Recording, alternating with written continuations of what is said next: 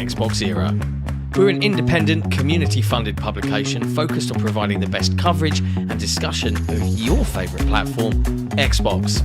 With best-in-class forums, a kick-ass Discord server, and awesome merch, XboxEra.com is your destination for the best news, reviews, and features focused on what you care about. With shows like the XboxEra podcast, headlines, and a whole heap of Patreon-exclusive content, we're proud to be an independent publication completely funded by you. If you value having an outlet truly focused on your preferred place to play, you can become one of the cool kids by supporting us directly via Patreon. Just head to patreon.com/XboxEra. You get cool swag and awesome perks, and we get to keep doing what we do. Become a part of the best Xbox community on the internet and help us grow even larger. Thank you for your support. Everything XboxEra does is only made possible by the growing army of incredible Patreon supporters. Our MVPs and executive producers are all incredible people, but even more so are our grand benefactors, Croat56, Assassin, and Kevin S. All of this under the watchful eye of our lovely and benevolent CEO, Torn Raptor. If you want to become part of one of the best communities on the internet, head to patreon.com/XboxEra, where your patronage can help keep us alive for another month.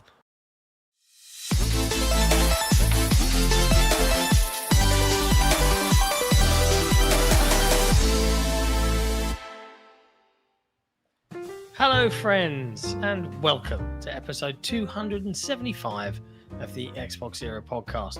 We're here to discuss the latest in gaming from across the industry, but overall we're focused on your favourite platform, Xbox. As a fiercely independent and community-driven publication, it's all made possible by you, the people watching, the people listening, and our wonderful Patreon community. So big shout-outs to all our MVPs, our executive producers, but especially our grand benefactors, Croat56, Assassin, and Kevin S, and of course our wonderful CEO, Torn Raptor. Not, as always, because this is an honour and a privilege for me, I've got rid of Nick. It's Asante! Welcome to the show. Nice to have you. What's going on? Yeah. Nice to be here. It's just chilled. Yeah. It's just a chilled out time. Nothing's chilly on the planet. Everything is burning hot. I have got the fan. It's very warm. Jesse's here as well. Hello. And honestly, I'm predicting folks watching, if you're listening at home on Spotify, leave a review, or on Apple Music, leave a review. I think it's going to be a pretty chilled out show, because when we're here, we want to talk about the games. And there's a lot of games to talk about this week, right? There's a lot of stuff. And I suppose what better way to start the show than what we've been playing? And we'll start with you, Kay, because you're always playing something. You're always up to something. Yeah. So usually this is the time when folks will be talking about the latest and greatest awesome thing. And I could talk to y'all about, say, Tony Hawk 3 and 4, which I've been playing a bit of. Wheel World, which I've found super interesting, that I'm playing a bit of as well. Let's see, the Lost in Random, The Eternal Die, which I thought was really, really cool. But I will stop and not talk about any of those, because I know you guys, you want something unusual, Yeah, why not? You usually bring it, you usually be like, here's this random obscurity out of my back pocket. So I'm curious, what's it going to be? So the random obscurity out of my back pocket. And the reason why I bring this up is because I've been playing some handheld gaming, and it's a very old game, but I still really love it. And I actually played through it recently, like a week ago, a game called Hob. I don't know if you've ever heard of the game called Hob, Hob. I have played a little bit. It was given away at Games with Gold, I believe. Long time ago. And I played it on Steam. I think I own a version of it on GOG. I have played that game, I'd say, from end to end at least 12 times or so. Like every once in a while, I'll just do. It is one of those games that I feel like they don't speak a word, but you understand everything being said. The story playing, and it's comfortable, and it's dangerous because my kids want like some challenge, but it can't be too scary. So it's right on the edge. You know what I mean? And the puzzles are good. I love that game. I play it all the time. It's fantastic. And who developed Hob? Who developed Hob? Oh my goodness! I saw it was published by Raw Fury. Runic Games developed Hob. I wonder what they've worked on next. Yep. Like what else are they up to? What else are they up to? Yeah, because I'm telling you, I love Hob. I've played Hob I've like end to end more times than I can count. I love that game. So that's the game I've been playing, especially considering that, and of course the other big dog in the room that everybody's been playing these days. Still putting a lot of time into Donkey Kong Bonanza, because my kids love that game and I love that game, and we play it together. It's good. My son had his slightly older cousin round to stay over a couple of nights back, and he saw the Switch 2 and he was like, "Oh, have you got the new Donkey Kong?" I was like, "Yeah." And he was like, "Oh, okay." And he started playing it, and he played it for about 15 minutes. He went, and he turned it off. I was like, "You didn't like it?" Wow. It was okay. It's a bit boring just smashing everything. I'm like, I thought you kids liked breaking stuff. Like, I thought that was like your raison d'etre. But no, he just bounced off of it, and they went and played Split Fiction instead, of all things. There you go. You go. Okay, that's nice. I like that. Kids, who knows what they're up to? Really. Oh yeah, that's great. Yeah, now, if they made Bonanza in Roblox, you probably love it. Yeah, right. Like that's the depressing thing. Like there was that news story the other week about I think it was this week, the Peak developers, Aggro Crab, and like now there are a bunch of Roblox copy paste pieces of crap clones in Roblox, and they're like, and I'm paraphrasing the quote, but the developers were like, "We would rather you pirate our game than play that slop," and I'm like. Yeah. So unfortunately, there is no Roblox in my house. I'm staunchly anti-Roblox. My kids are so much like I will throw the world at them. Just don't ask me for Roblox. Yeah. And they don't like it because it's the only thing they want to do. But we won't get into it too far. But I think why I'm putting the kibosh on that. Yeah, man. I've had arguments with my son, because he's like, "I'm bored." I'm like, "Bro, you have like every game I own, and it's a lot. Like, what are you talking about? Go experience a new world."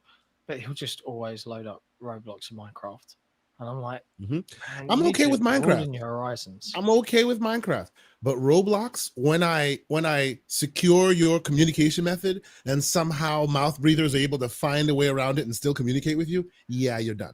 Yeah. And there are many people who've had that experience. People close to me have had that experience with their youngins. I'm like, nope, it's not the one. Not doing it. So There's no Roblox in my house, but there is some Minecraft. And and they play. There's this like school game that they enjoy playing. It's a very math centric that they love playing. It's a math centric school game that is almost I forget the name of it. I think it's Bottle or something like that. It is like Pokemon like, where little creatures got to catch them all. But it's very math and reading centric, and they all love it. I'm like, oh hell yeah, let's go. Yeah, my doing the math thing. look at us parents just chatting. My daughter, who is now on her journey to understand how a controller works and navigate 3D space, her two favorite games at the moment, I love watching her play them because they're just fun, is Rain on Your Parade, which I think I reviewed for like way back. Long time ago, they did a follow-up called Just Crow Things, which is basically almost exactly the same mechanics, except you're a crow instead of a cloud. So you can poop on people and you can flap around, and it gives you loads of little missions and worlds of things to do as a crow. And she is reading all the text and she's getting involved, and I'm like, yeah, this is fine. I love seeing it, man. I love seeing it. Yeah, Jesse, what about you? What have you been playing? I don't remember. I got to look at the list. God, what I can talk. Did I put any reviews this week? I don't even remember. God damn it. No, I don't think so. Is there a thing? Can a human being become negatively influenced by video game playing? Because I think if there is, this man would be the first candidate. Like, he's more than a beast. He's a vacuum cleaner of epic proportions of video games. Like, you reviewed Dead Take. You reviewed Dead Take. No, that was last week. Was it last week? No. Okay. You see, look at this. Like, I've been cleaning up in Doom the Dark Ages, but I think the main thing that I can talk about, because I am working on a couple of reviews to try and get done before a short trip next week. So no headlines, by the way, next Tuesday, because John and I are both out. John's going to Colorado. I'm going to LA. I will be back on Thursday and do one with Ursel, and then very much make sure I have those two reviews done before leaving for Gamescom. By the way, next week is a birthday podcast. I'll be turning 43 on the 16th. Oh. So. Happy birthday, man. Yeah, so it was cleaning up in Doom, working on one review, immediately having another one show up, and playing a butt ton of Battlefield 6. Oh. Have you played it yet, Kay? I have started to dabble. So you'll get me once the campaign's out. I'm that guy. I will start the campaign and then I'll continue my love with the multiplayer. How I've always been. Yeah. How I've always been. So I've also been playing an enormous amount of Battlefield 6. I mean, Jesse, if Kay's only dabbling, how are you feeling about it so far? It's pretty much everything I really liked about 3 and 4 with better shooting mechanics, which I always think 5 had in spades, where 5 just felt way better to shoot in than Battlefield ever really had before. But with a mix of the just over-the-top, crazy, wackadoo shit that you got in 3 and 4. Battlefield Bad Company 2. Oh, yeah. I've had a lot of fun if you're solo, being a support, or being anything except for assault. I think works really well when you're solo. Yeah, when you're one of the, I just like running around like a maniac and shooting people, and I'm in a group so they can keep reviving me. Assault is fine for John and them every time. Actually, change it up depending on the map, really. Yeah, I've spent a lot today, and my current favorite class to play is engineer. Like, I just gives me too many options, like RPGs. Yeah, in the full game, seeing what the whole kits are going to be for each one, I think will be really interesting, because as it is now, you're mostly just playing with default stuff because you have no idea what's going on, where people are. I think people are getting better already with knowing the maps just a little bit, so you can't run around as loosey-goosey carefree, but based on how it looks, how it performs, and how it feels, that engine feels like a miracle. Like, I don't understand how it can look this good, run this well, and have this much crazy shit going on. It seems extremely well optimized. Like, I get 120 FPS locked on ultra everything. Yeah. In ultra wide. You're probably not even using upscaling. It's using 6 gig of my 24 gig available. Because it doesn't use upscaling unless you tell it to. It's just running at that.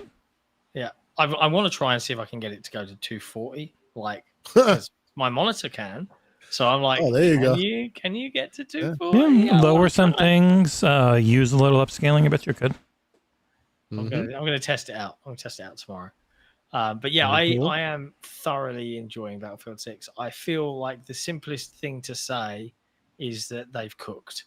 Like they've made a Battlefield for Battlefield fans that plays like it's like a good cross between all of the best bits of like Bad Company 2, 3, and 4 with those kind of more modern shooting mechanics of 5. And I'm like, this feels really solid. There's bugs, there's hiccups, there's balance issues. It's a beta. Let's not judge too harshly. But as proven from the sheer volume of people playing concurrently across all platforms, Steam's obviously the public number we get. I think they broke 500k concurrent. There were 850,000 people watching on Twitch, which is more than like every COD game ever except for Warzone. Except for the free one. Yeah. The depressing thing of all of this is that the industry, instead of going cool, great, good game, we immediately have to start comparing. We have to immediately put something else down to lift something else up. Like it can't just be lifted up on its own. We can't just say Battlefield 6 is really great and that's the end of the sentence. We have to say it's gonna outsell COD. Battlefield is gonna stomp Call of Duty and the industry is gonna get better games for it. That is unlikely, right? And the reality is, and it's not that it doesn't deserve it, right? But I despair when I see that kind of talk because it doesn't serve any purpose at all. It's just to get people arguing. But Call of Duty is everybody's game. It's the biggest game every year. And yes, Battlefield 6 might get some people that like COD interested, but there are whole communities there. There are whole channels devoted to it, and you might be able to go off and play this a little bit. The question is right now, as I think Jesse and I were talking before we went live, and what was it you said? Right now it's free. See what happens when it's 70 quid, then see what the concurrents are. That's the real conversation. Yeah, that's the test. That's the test. Yeah, absolutely. Absolutely. But either way, I was talking to another great community member today on my show, Riskit, for the Biscuit, who's I mean, he is knee deep in Battlefield. He's such a big Battlefield guy. He loves it. He says it's like a return to form in many ways. And it seems like those who really missed Battlefield of old and in its high at its height seems to think that this is the return to it. So Zampella and the team are doing great work there. So hey, I look forward to it. Again, y'all will catch me when the campaign comes out. I've been playing a little bit. I played after the show. I started playing a little bit on handheld and this and that, but I won't really get into it until I want to see what they do there as well, because I feel like they're trying to fight on all cylinders right now, and it looks like at least on the multiplayer side that people are looking like it's very good. I want to see what they do. They didn't say, "Hey, screw it, we're not even doing a campaign." They are doing one. So it is a weird, jingoistic, yay military campaign. A very weird as they all story, but that's every single one of them. Yeah, as they all tend to be. Yep. Yes. Yeah. Yes. I have to I just looking from the trailer. I have a soft spot. Let's put it this way, as for bad movies. It's a bad. You and me both, sir. Jingoistic, patriotically filled, American flag waving, the president's in danger movies. I really do.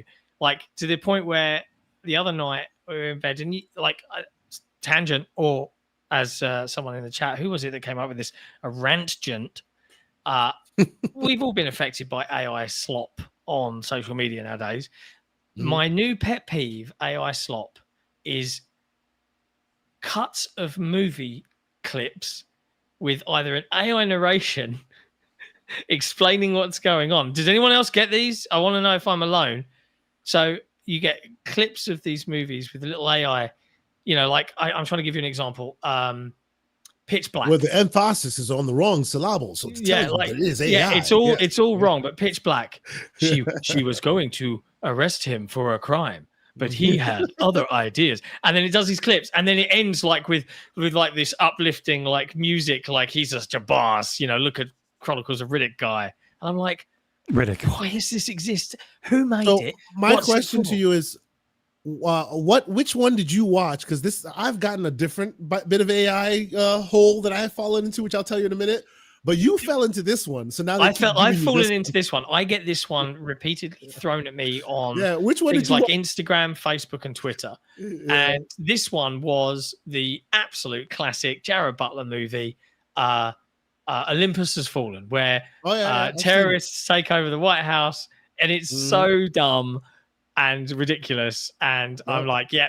And we watched this tiny little clip, and then in the end, I was like, should we put it on? And my missus was like, yeah, this looks ridiculous. And we watched it because it's so stupid. I've seen it. It is stupid and ridiculous and fun. And I watch all of them. All of them. My AI hole that I have fallen into, and please don't look this up, because if you do, it will kill your YouTube feed. I swear it will. But I've fallen into it, and it is what it is. Where they take your favorite character, pick a character, 80s, 70s, 90s, whatever, cartoon, whatever, and then before your eyes, they turn him into a real thing, and he walks around for a bit.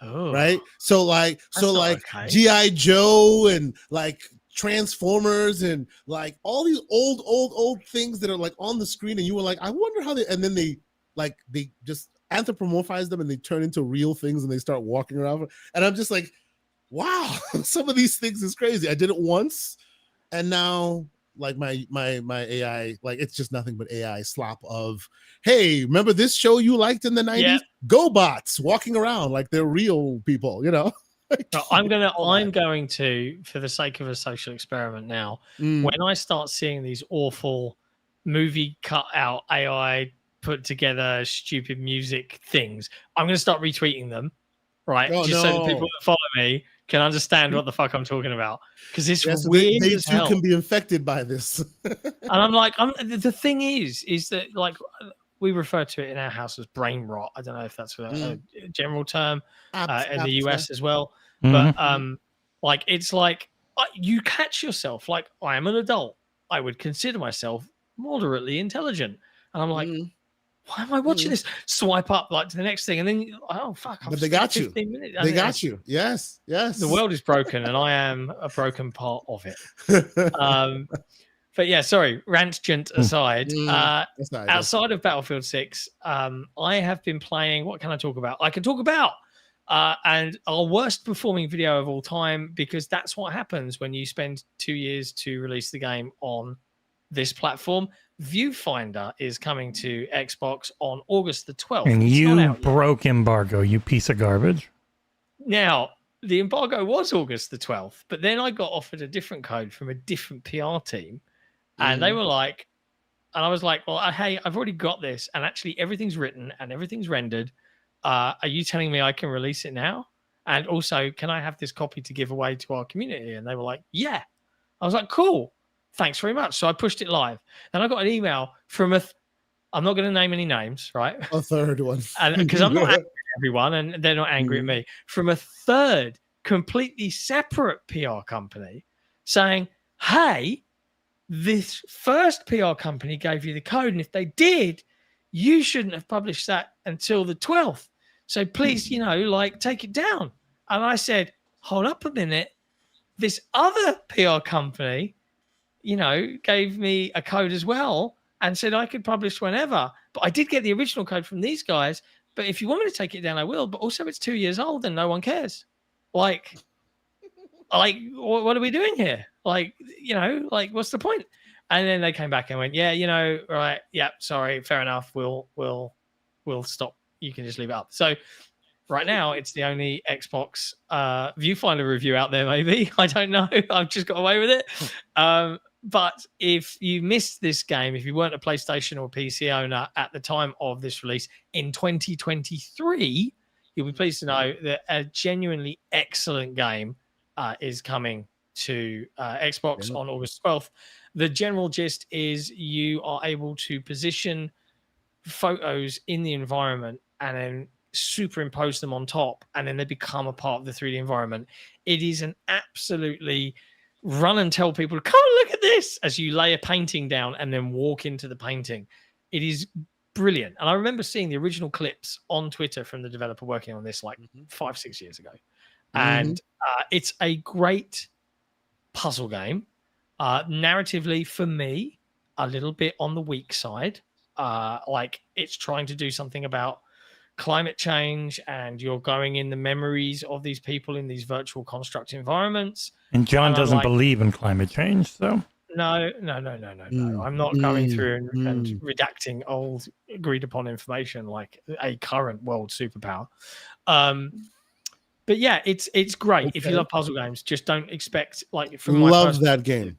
It's great. I loved that game. I reviewed it as well way back when. Loved that game. My only critique at the time, and it's still my critique, where's the VR version? This thing screams VR. Come on. Yeah, that would be cool. I take the picture, I walk into it. It's perfect. Where is it? But besides that, everyone should play it. Whenever I see this, it reminds me of that game where the kid's playing the Game Boy, and so you're playing 2D and 3D at the same time. It's like that type of cool out there concept. And you break the game, but you're not breaking the game. You take it's so clever. It is so clever. I love those kinds of games. Yes, and you remind me. I should put that on the list for the kids. They need to play that. I tried to tell my son to play. I was like, bro, you've got it. No one else on the Xbox has it yet. You go play it. Just tell him I loaded up Roblox. Look what they put in here. Yeah. Here's a new version of you little shit. But honestly, if you're an indie puzzle game fan, it's a no-brainer. It's well worth the trip, and I think the asking price is pretty reasonable. Not that I can remember what that is, probably $20 or something like that. So there's that, and then the other big thing that I released an article on, surprise, a 10 p.m. embargo UK time, which I forgot about, and thankfully Jesse was on the ball, is Ninja Gaiden 4. Did you get flown out to Japan like everyone? No, I didn't get flown out to Japan. I got a digital preview from our good friends at Xbox, and I have thoughts. I mean, I'm talking. I know Jesse's a Ninja Gaiden fan. Are you a Ninja Gaiden fan, Kay? Huge Ninja Gaiden fan. Ninja Gaiden fan. Yes. Here's the rub for me. I think that Ninja Gaiden 4 plays really well. Like the combat is great. It's got that platinum flair, but it still feels Ninja Gaiden-ish. Where I'm like, why I do this is the insistent on a new character who is as edgelord as you can imagine, just from his character design. And Ryu is in the game. I can't really comment on plot, and I'm not going to spoil it for anybody. He's in the game, but I'm not sure as and when he becomes playable in the game, but you can take Ryu and play every level of the whole campaign with that character in single player, like challenge mode. And I'm like, that's really cool. But I didn't take it as a great sign that I preferred playing as Ryu all of the time, even though the new guy, Yakumo, has tons of cool powers and extra cool shit to do. I really liked it. Like, I want to get that out of the way, but like, it's a preview, and these are my concerns. And it really is, it feels like a game designed 20 years ago. Now, there might be Ninja Gaiden fans watching going, fuck yeah, that's exactly what I wanted. I wanted 2005, 2008 era NG2 style level design and nothing more. But I was surprised that, you could take this combat model, because it's excellent, and do something so much more interesting with it than what I've currently played. And bear in mind, I've only played the first 3 or 4 levels. But there's a lot of content there. But, Ryu only had the dragon sword, at least for now. I've heard that other weapons are locked behind like a DLC or a pre-order, which I'm like, that's not cool. That's weird. Yeah. Yeah. Like, but everyone was super positive. I was probably a little bit less positive, as in, this is good. I have these concerns. Curious to see how it all shakes up in the end. It's still bastard hard, right? I played it on normal, steamrolled it, easy peasy, bumped it on hard, got my ass kicked pretty regularly. Of course. I did a quick stab on Master Ninja. Good Lord. I am not the young agile, responsive player that I once was when I'd completed Ninja Gaiden Black and Ninja Gaiden 2. Like that, it's a long time ago for me. So yeah, it's good. People say they fixed the camera. I feel like the camera is exactly the same, but what they have removed. I'm just responding to the chat here, Geordie Jensen asking if they fixed the camera. But what they've removed is the ability to center the camera wherever I want. So, like for me, I was like, I want to center the camera. There's a lock on for enemies, so you can kind of keep tabs on them and stuff like that. The coolest mechanic is this kind of like you could always do the dodge, right, where you would roll. But if you time it right, it does this really cool like slow down noise. Yeah, it's like the Bayonetta perfect dodge. Yeah, it's like, oh, this feels cool. And there's a parry mechanic as well. So you can normally block, but if you block just at the perfect time and do a perfect block, you'll parry or knock them back. And you can sometimes immediately hit Y afterwards, and you'll do this like Blood Raven attack, which kind of siphons essence from them. It's all here. There's a bunch of new moves. You've got none of this footage is John. They wouldn't let us capture. I wasn't allowed to capture footage. So this is, I presume, one of the Platinum devs absolutely kicking butt. Which is great because the footage was cool, right? But like it was a shame because I'm pretty good at Ninja Gaiden. But yeah, it's shaping up to be a good Ninja Gaiden game. I'm just curious about everything else beyond what I've seen now at this point. Like I don't know if my fears are going to be assuaged or if I'm going to be like, I don't want a Ninja Gaiden 3 Razor's Edge experience because I actually booted that up after I played this and I was like, oh no, this is bad. This is pure bad. You trying to remind yourself how bad it was? Yeah. Like I was like, how much has this changed? So I loaded up NG2 because I played so much of Black. I know it like really well. I loaded up NG2 again on PC. I was like, okay, this feels great. Love NG2. This is much faster. This is the fastest Ninja Gaiden has ever been. I loaded up Razor's Edge and I was like, what is this? It is awful and bad and these weird fixed camera angles and good Lord, what were they thinking? Yeah. So for the most part, we're off to a good start. And everybody else's previews were overwhelmingly positive. So maybe I'm just a jaded old bastard. Were bought off with trips to Japan. Yeah, all that. Who knows? I'm kidding. Don't yell at me. That's pretty much it. The only other thing I can't talk about because it's heavily embargoed. So, looking at the rest of the month, for people wondering what we're hoping to cover as a site, I figured I'd give people an update on what I think we'll get versus what I think we won't get. Because there's a lot coming out, but John and I, as the only two full-timers, aren't around that much. So we didn't get Mafia, the Old Country, before launch. Fairy Empire is working on a text-only review right now for it. We got it on launch day. I'm hoping to be able to do hurdling. It all depends. It comes out on like the 21st. It depends on when is that in versus when am I leaving. Gears of War Reloaded? No idea. We definitely want to, but it's the worst timing. Up. Yeah, right? the preload has been up. Yeah, like just. I mean, it might come through on Monday. Like, and I am going to take my ROG ally with me. So worst case scenario, like we'll find some sort of way. Because we don't need to play the whole game. It's just Gears of War. We need to see we need to see the quality of this port.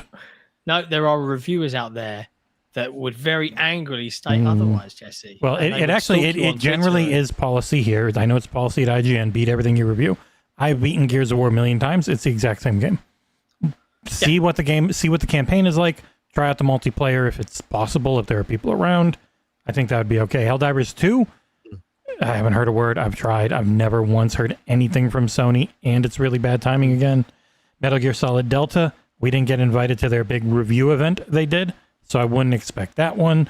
We're normally good with Sega, so I'm hopeful on Shinobi, Art of Vengeance, and I try to get that for both me and Nick and John if possible, so we can all talk about it. That demo is insanely cool. I can't wait to play that game. So that's like the main stuff for the rest of this month, and then of course it doesn't end in September. It literally starts. Hell Is Us is like September 3rd.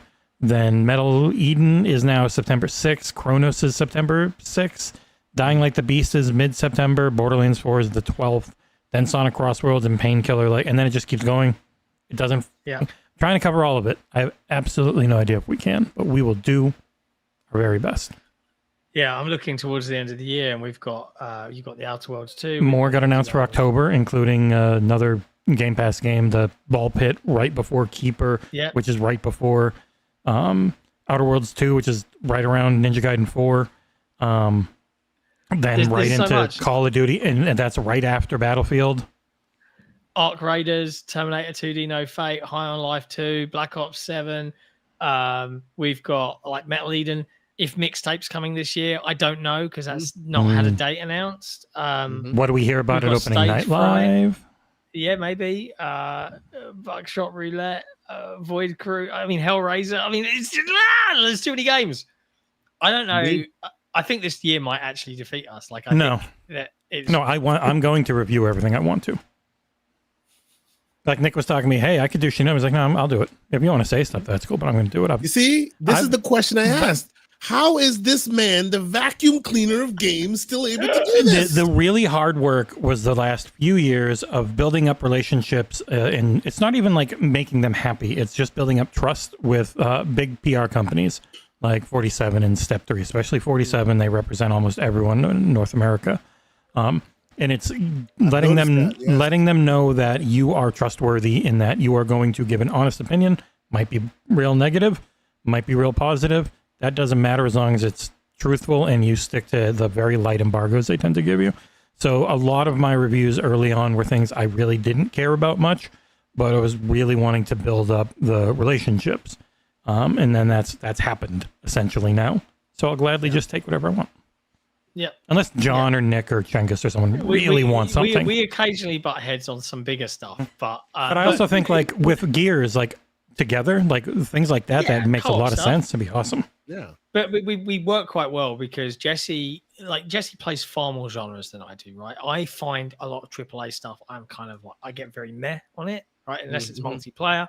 Whereas Jesse really loves big open world games, right? And is good at them and can do all the Souls likes and stuff like that.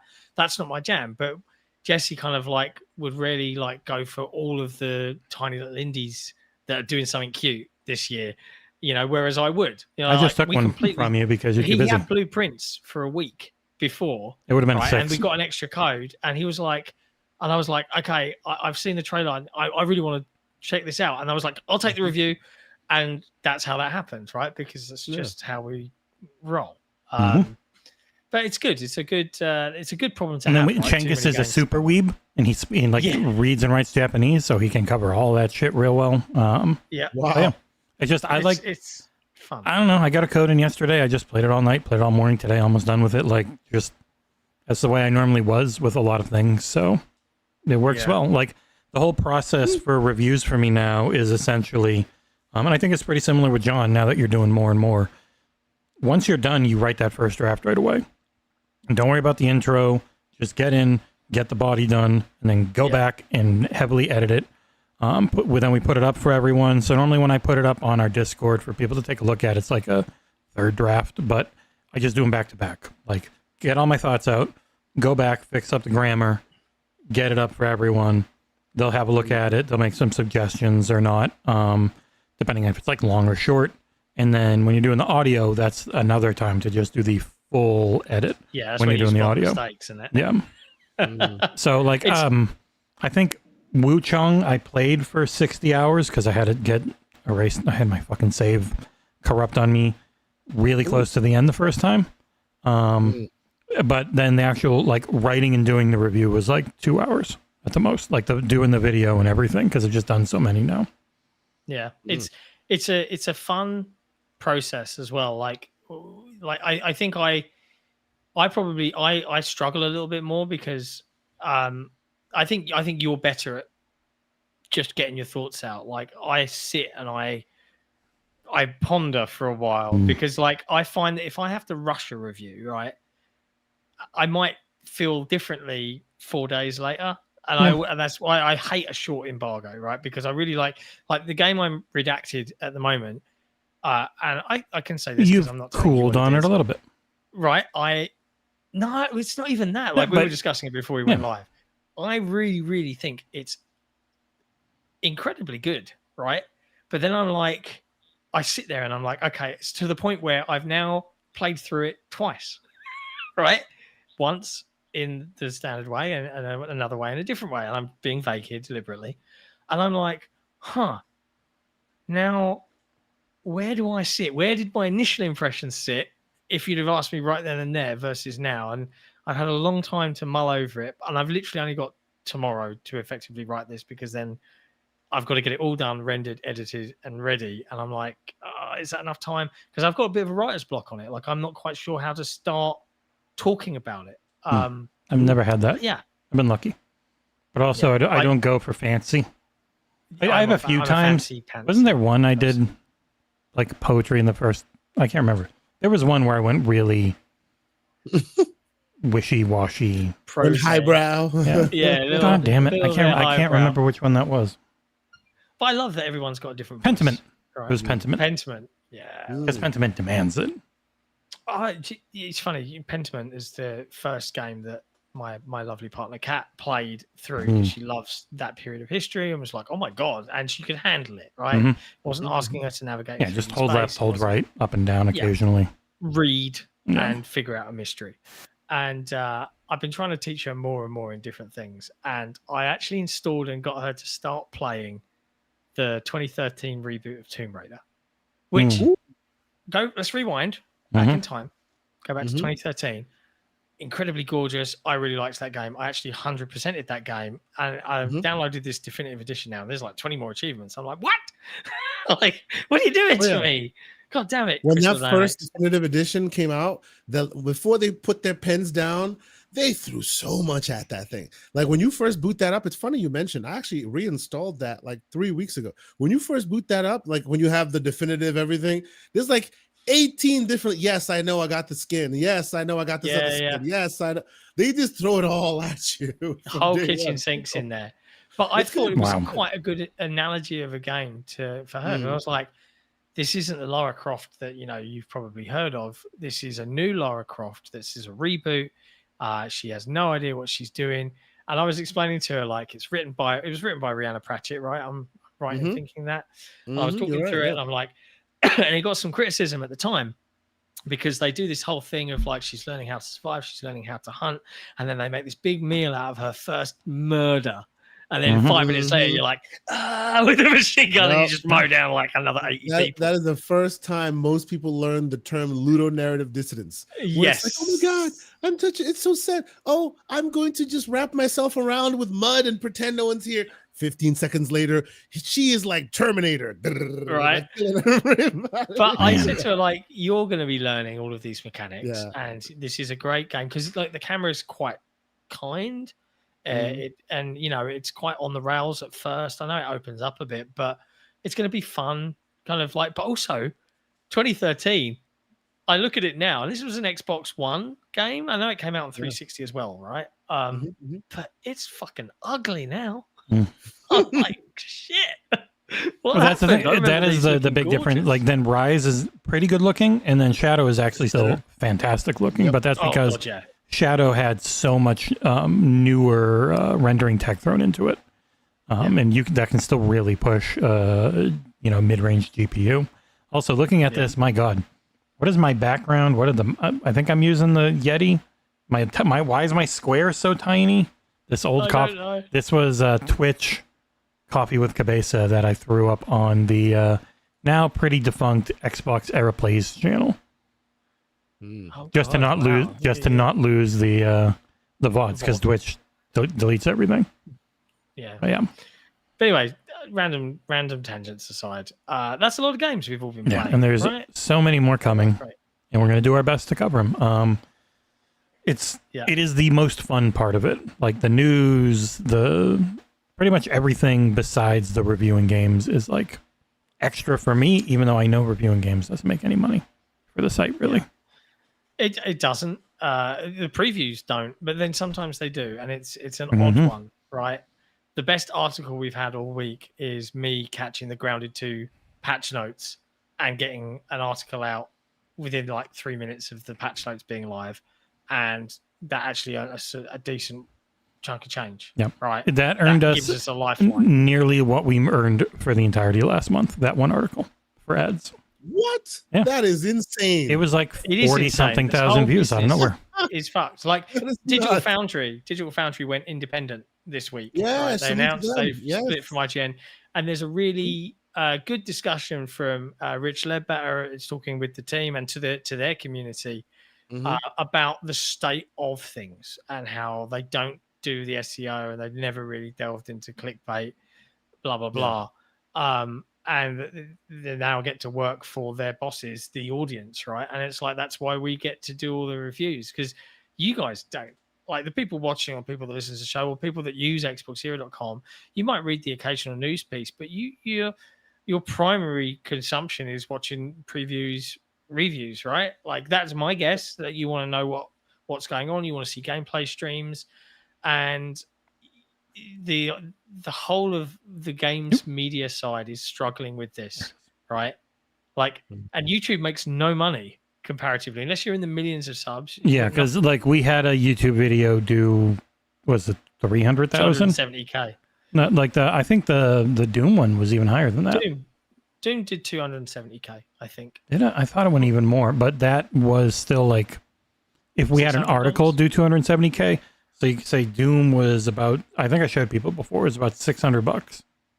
If that was an article, that would have been like 10 grand. Yeah. Wow. Yeah. Conservatively. Crazy, right? Yeah. That's why like we try and do as much clicking and ask people like, hey, if you want video game news, and there will be a point in time where we will start covering all platforms, because it's frankly it's the only way we're going to be able to keep alive. But yeah. There's a super chat in the chat that I wanted to talk about. Cody Bishop with a $4.99 super chat says, do you think terminally online gamers ruin the joy of the hobby for themselves and everyone else? Is it the negative grift playbook causing it? It's not their fault. It's the systems that underpin everything that we do. Human beings collectively gather around more negativity than positivity. Like, think about it in your life. How often would you storm into a restaurant and say, you guys were amazing, and you take time out of your day to do it? You might say it to yourself, you might say it to your partner, but if they do a shit job, you're gonna say something, you're gonna leave a Yelp review. But to leave a 5-star review and say, this was great, thanks, people don't. It's just reality. And the industry and the games media and YouTube and all of that, they just all lean into it. It's all just drama. And the funny thing is, and I'm so glad Jesse stuck to his guns, it isn't real. Like that whole Guna approved thing on WuChain. Did you see this, Kay? Oh. Did you see it? No. Right? You know us. Clearly a joke. God. We're not on the camp of like boobs are ruining gaming or stop making my women jiggle. Like we're not there. Like it's video games. It's not that big a deal, right? But just a simple joke. And I'm sitting there like, oh man, why did you do that? You know, like, and I'm saying this to Jesse. Yeah, people were spamming comments. Well, they're trying and Jesse to. was like, none of it's real. 0.2% of our traffic comes from Twitter. No one clicks anything. None of it's real. It doesn't matter. Half of it's bots. And it's like, oh yeah. So who gives a shit? You know? Who cares? So on our Discord, there's a thing we call a Gunner approved vernacular. There's a lot of Gunner approved vernacular going on these days. Apologies. I'm learning a lot. There was nothing to it. There never was. It was just a very slow news time. And then, you know, the typical people who that is their entire career jump on it. And then I just pretty much, if you insulted, it was blocked. If you said something shitty, but it wasn't a full-on insult, it was a mute. And it just died within 10 hours. Like it was dead almost immediately because they're there for engagement. And when you don't give it to them, they move on to the next thing. It's over. Yeah. Yeah. And then now they're blocked forever and they just aren't going to get it from you. It's good times. Assassin Entertainment in the chat, just a heads up. He's put something in the Discord, Jesse. I don't know where or what, but Assassin just put that in the chat there. Oh, can I put something in Discord? Maybe. Sure. He put a little can asterisks there. Yeah, you send to me or what? I don't know. He's just asking. He also says, like in regards to our review discussion and the number. You of may games do that, Assassin. He's asked. Sounds like you all need freelance reviewers. Hey, what about that? I don't have any money. We don't have any money to pay anybody. We could barely afford to pay ourselves. And we already cover more than almost anyone. Yeah, we've reviewed more games than IGN this year. Yeah. Like I would much rather pay the people already here. Yeah, that's wild. It would be awesome to be able to say to someone like, "Hey, you know this really well. Do you want to do it?" There's no one on the team that does. Like I kind of had that with Madden. Like I know it, but I'm too busy. I know I'm just not going to have the time. Cengiz knows it, thankfully, so he's going to do it. But that could be the type of thing. But also with sports games, if you're up that night, you're going to get 20,000 plus views. If you're up the next day, you're going to get 250. Like that's why I got college football out so quick, because I played 25. I knew it. Play through everything I can in 26 and just try and get as good a review as I can in one night. There's no other way around it. Otherwise, it's kind of pointless. Yeah. You guys are amazing, man. You put in that work. I'm sitting here chatting away and I'm on mute. And we've had offers in the past, and like people still do. And like, don't get me wrong, we've got an incredible community, and I think there's a lot of genuine trust there. Like, there's a lot of people in the community I could honestly say, hey, yeah, they would do it, and they would be they'd do an amazing job, and they'd be honest and keep it secret. And because people get into the hype of things, and a lot of people do this to get free games. But like, also for us, like and mostly on me, I think Jesse would agree, where we have brought on people into the team and it hasn't worked, or they've done it for different reasons, and then suddenly they're just never around, and you're like, well, then what's the point? And it's hard to get mad at someone who says, hey, I'm going to volunteer, and then doesn't do anything. But then at the same time, it's like, but you get to see behind the curtain and see all the discussion. Well, is that fair? Like it's a difficult thing. It's like having a baby and like giving that baby to someone and being like, speaking of giving a baby away, thank you, Assassin, for the multiple gifted Patreon memberships available right now in the XboxEra Discord. Wow. Ooh, head to excellent. gg.discord. I can't even say my URLs correctly today. discord.gg/XboxEra. If you are an existing free Patreon member, you can pick up a gifted sub from Assassin, one of our grand benefactors. Thank you very much, Assassin. What a gent. You get to see my latest Patreon peeps where I was pretty drunk playing Farm Sim and listening to rock music. Don't have to worry about monetization when you're not listing it. Yeah, that is good. On that as well, Pre-Drag, God bless his heart, who we're going to be seeing at Gamescom. He's going to be joining us and playing some stuff. Can't wait. Excellent. Yeah. He is working on the setup for what, thanks to the community suggesting the name, it's going to be called 6 Sessions, where I'm going to be able to do some streaming, and I might differ from Jesse a bit and maybe take the XboxEra Twitch for a spin. I might do it on YouTube too, but like on the days where Jesse's doing a review. And or it's also, it's one of the things where it's like I started doing the unlisted Patreon only member streams because YouTube is a algorithmic beast, whereas with the Twitch channel, we can use that 24 hours a day if we want without worry. Yeah, there's no stress about it. So yeah, definitely going to be doing some more game streamings, but unlike Jesse, I won't be streaming Souls-like. You should know. We have been approved for 2K 1440p streaming on Twitch. That is so you have to have the reason I haven't done it is because you have to have it set as the main thing in OBS. And okay. So maybe I can do that. Yeah, you log in, and then it's a very simple 2 settings you do, and then people can watch you up to 1440p. It might stress your GPU a little more than normal, but that's fine because you've got a monster. Yeah. It's fine for me too, but yeah. Yeah, I just wonder if it can stream 440 by 1440, but we'll see. We'll see. Anyways, lots of tangents aside. Look at that. A good hour talking about actual video games and stuff. I love it. I love it.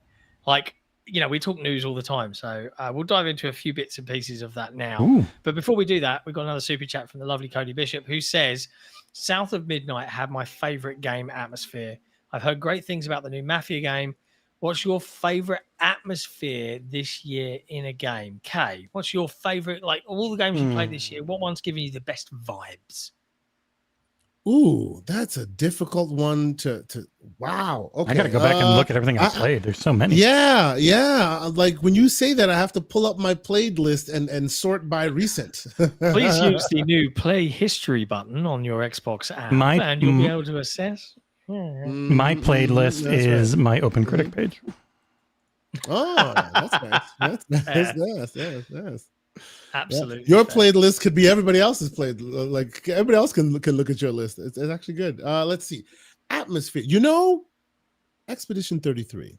The clear obscurity of it all really worked on me. The dark spaces. I literally sought out OLED screens wherever I could to finish playing this game. It was just that atmosphere, nice. The vibes. It very good. I love Expedition 33's vibes, the world building. I would say Expedition 33. Good choice. What about you, Jesse, as you pour through the list? Do you want me to keep talking? It's a toss-up between Expedition 33 is up there, but I really liked Assassin's Creed Shadows and how different so many of the zones could feel. While I'm also actually still playing Assassin's Creed Shadows now. I'm still playing it. Like in the mix of the classic and then like some modern, more hip-hoppy music mixed in always just hits pretty well on that type of stuff. But I think the one that surprised me the most would probably be Eric's Home, the Stolen Dream.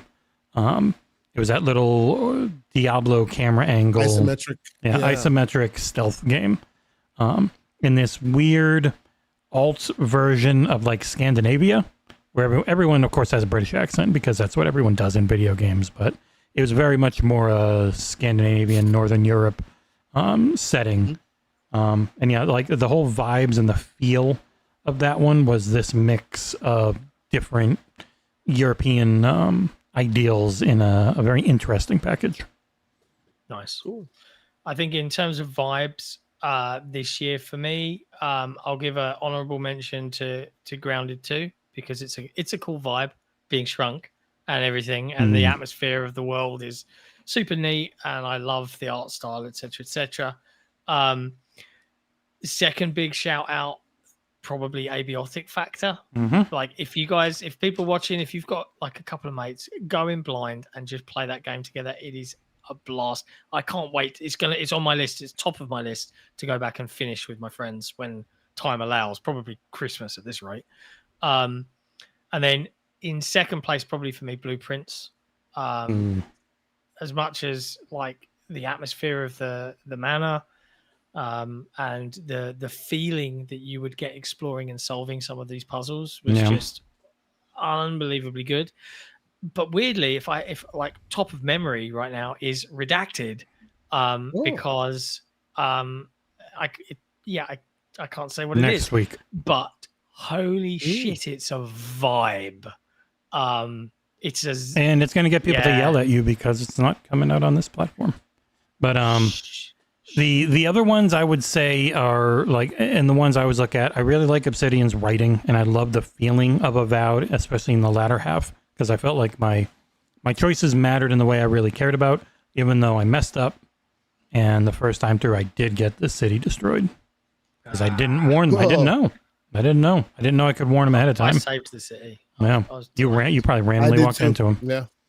But no, somebody helped me. Somebody was like, you know what? Go do this thing. You'll think I didn't get it the first time. I replayed the whole thing so that my actual save, they're fine. But yeah. And then of course, like what started up with this was South of Midnight, like just the music. And when you're going through the bosses in that game, and it's not always just fighting, sometimes it's just going through and dealing with trauma for people, and then fighting them and realizing, oh shit. Yeah, I feel bad because I'd actually seen Assassin mention this. You didn't have to do that super chat. I had you on my list. You were the next subject. So Assassin Entertainment left 20 gifted Patreon subs for the XboxEra Patreon that can up for grabs right now. Ton of content for you to go watch. Sick and Nick's flicks, Patreon peeps, loads of stuff. But he's also left a little note that only you get to see because I don't have the email. Oh, okay. I thought you were loading it up. I'll load it up. It's insanely. It's really hard to find anything on Patreon's terrible website. Yeah, it's not great. And I don't get the emails, so. Where is the note? Where is the note? Well, Assassin, you can always DM it to me in Discord while I desperately search for the note. yeah, they're the unfortunate. They don't take much money, which means they're not throwing a bunch in either, which is always very annoying because it's a pain in the dick to find anything on their website, man. Light mode. My brain. Oh man, where is all the notes? Yeah, I can't. God damn it. And yet you said you saw it, and now you don't even know where it is. No. Wow. I didn't see it. It's a lie. It's not even come through in my emails. Oh. The last email I have from Patreon is yesterday. God. Patreon. Yeah, Patreon's a weird website. Let me see. Yeah, literally all I can do on this in Patreon is issue a refund. Yeah, I can't see. Send it to me. He wrote it on the Discord. More patrons for Jesse and Nick to love and John to hate. I understand why, John, but maybe if you finish Alien Isolation, we'd forgive you. Wow. Don't make me play that game. I just don't like it. Like, it's not even about being scared. I did a horror stream. Granted, My Friendly Neighborhood wasn't really scary. No, they lied. Soma was pretty. Soma's pretty intense. Yeah. It's not like jump scare heavy. They should make you play Dead Take. I'm sure you can get a code from Abu if you really need it, or just spend $15. Yeah. It is or the loudest jump Alan scares Wake of anything 2. I've played. That's full of jump scares, isn't it? Yeah. Stream it on Twitch. People like try it. and do a stream on that. Yep. There you go. You can run it balls out. Yeah. Crazily enough, you know how well Doom is set up? Like, I did full path tracing on an AMD card, and I was getting a Lux 70 at 4K. Oh, yeah. Obviously, it's upscaled. No frame gen, because frame gen sucks. I don't care. A lie. It can look Frame really, gen is if a you're lie. just watching, you're like, that looks really smooth now. But if you're playing, and it's like, yeah, this still feels like I'm playing at 30 FPS, not 68. For me, frame gen only matters, and it's only good when you're playing on one of these guys, handhelds. Mm-hmm. I'll agree with you on that. If you're on the desktop, not as good. Doesn't need it. All right. Let's dive into some news. First big topic this week in the news: Contraband is cancelled. Did that work? I don't know. It's on hold, technically. Technically, yeah. So the vibe here is that Avalanche aren't willing to just scrap everything, and maybe they're going to see if they can find alternate funding. But Microsoft have clearly pulled the plug after 5 years and nothing seen. It's weird. It's not one we never even had a leak of what the game could look like. Nope. I remember Jez saying it and it seemed it looked cool, but like that was about it. What's that? We had a Steely Dan trailer. Yeah. It's interesting as well because when this got announced, we already had a skeleton article written, like because we'd heard the scuttlebutt, but we couldn't confirm. And Microsoft didn't respond to comment. And it was the moment. It was the moment that they did all the firings, and everyone keeps reporting it as Xbox laid off 9,000 people. It's like no, Microsoft laid off 9,000, and we have no idea exactly how much. It's anywhere between 500 and 1,000. Not 9,000. It's all shit. They make enough money. We all know that, as we'll see in the next news story after this one. Everyone's making plenty of money and still firing nonstop for various normal capitalism reasons. But like this was more surprising. It didn't happen a month ago. Yeah. I don't know whether the discussions were ongoing. You got to wonder if maybe it was like, hey, you've got to hit this milestone, and if you don't, then that's it. Bob's your uncle. We just don't know. Well, that was some of the wording we heard that like they were going through, and obvious the ones that didn't make it were the ones that got cut. Were just way further out. Like they're not hitting what they're supposed to, or they're just really far out. Yeah, because like I remember the I think for game publishing, it was less. are you hitting all your milestones? Because supposedly the Romero game was doing great for them on their goals, but was still cut. Mm. Yeah. See, my question is, why is this delayed? It's like a delayed firing squad. Yeah. This should have been this should have happened last week. I'm like, what's like? You want to delay and just have some residual bad PR? That's all this is. This seems to be. Well, this is now everyone's most anticipated game.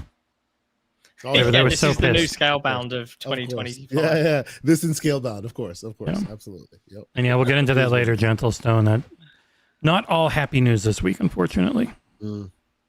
I tried to balance it out.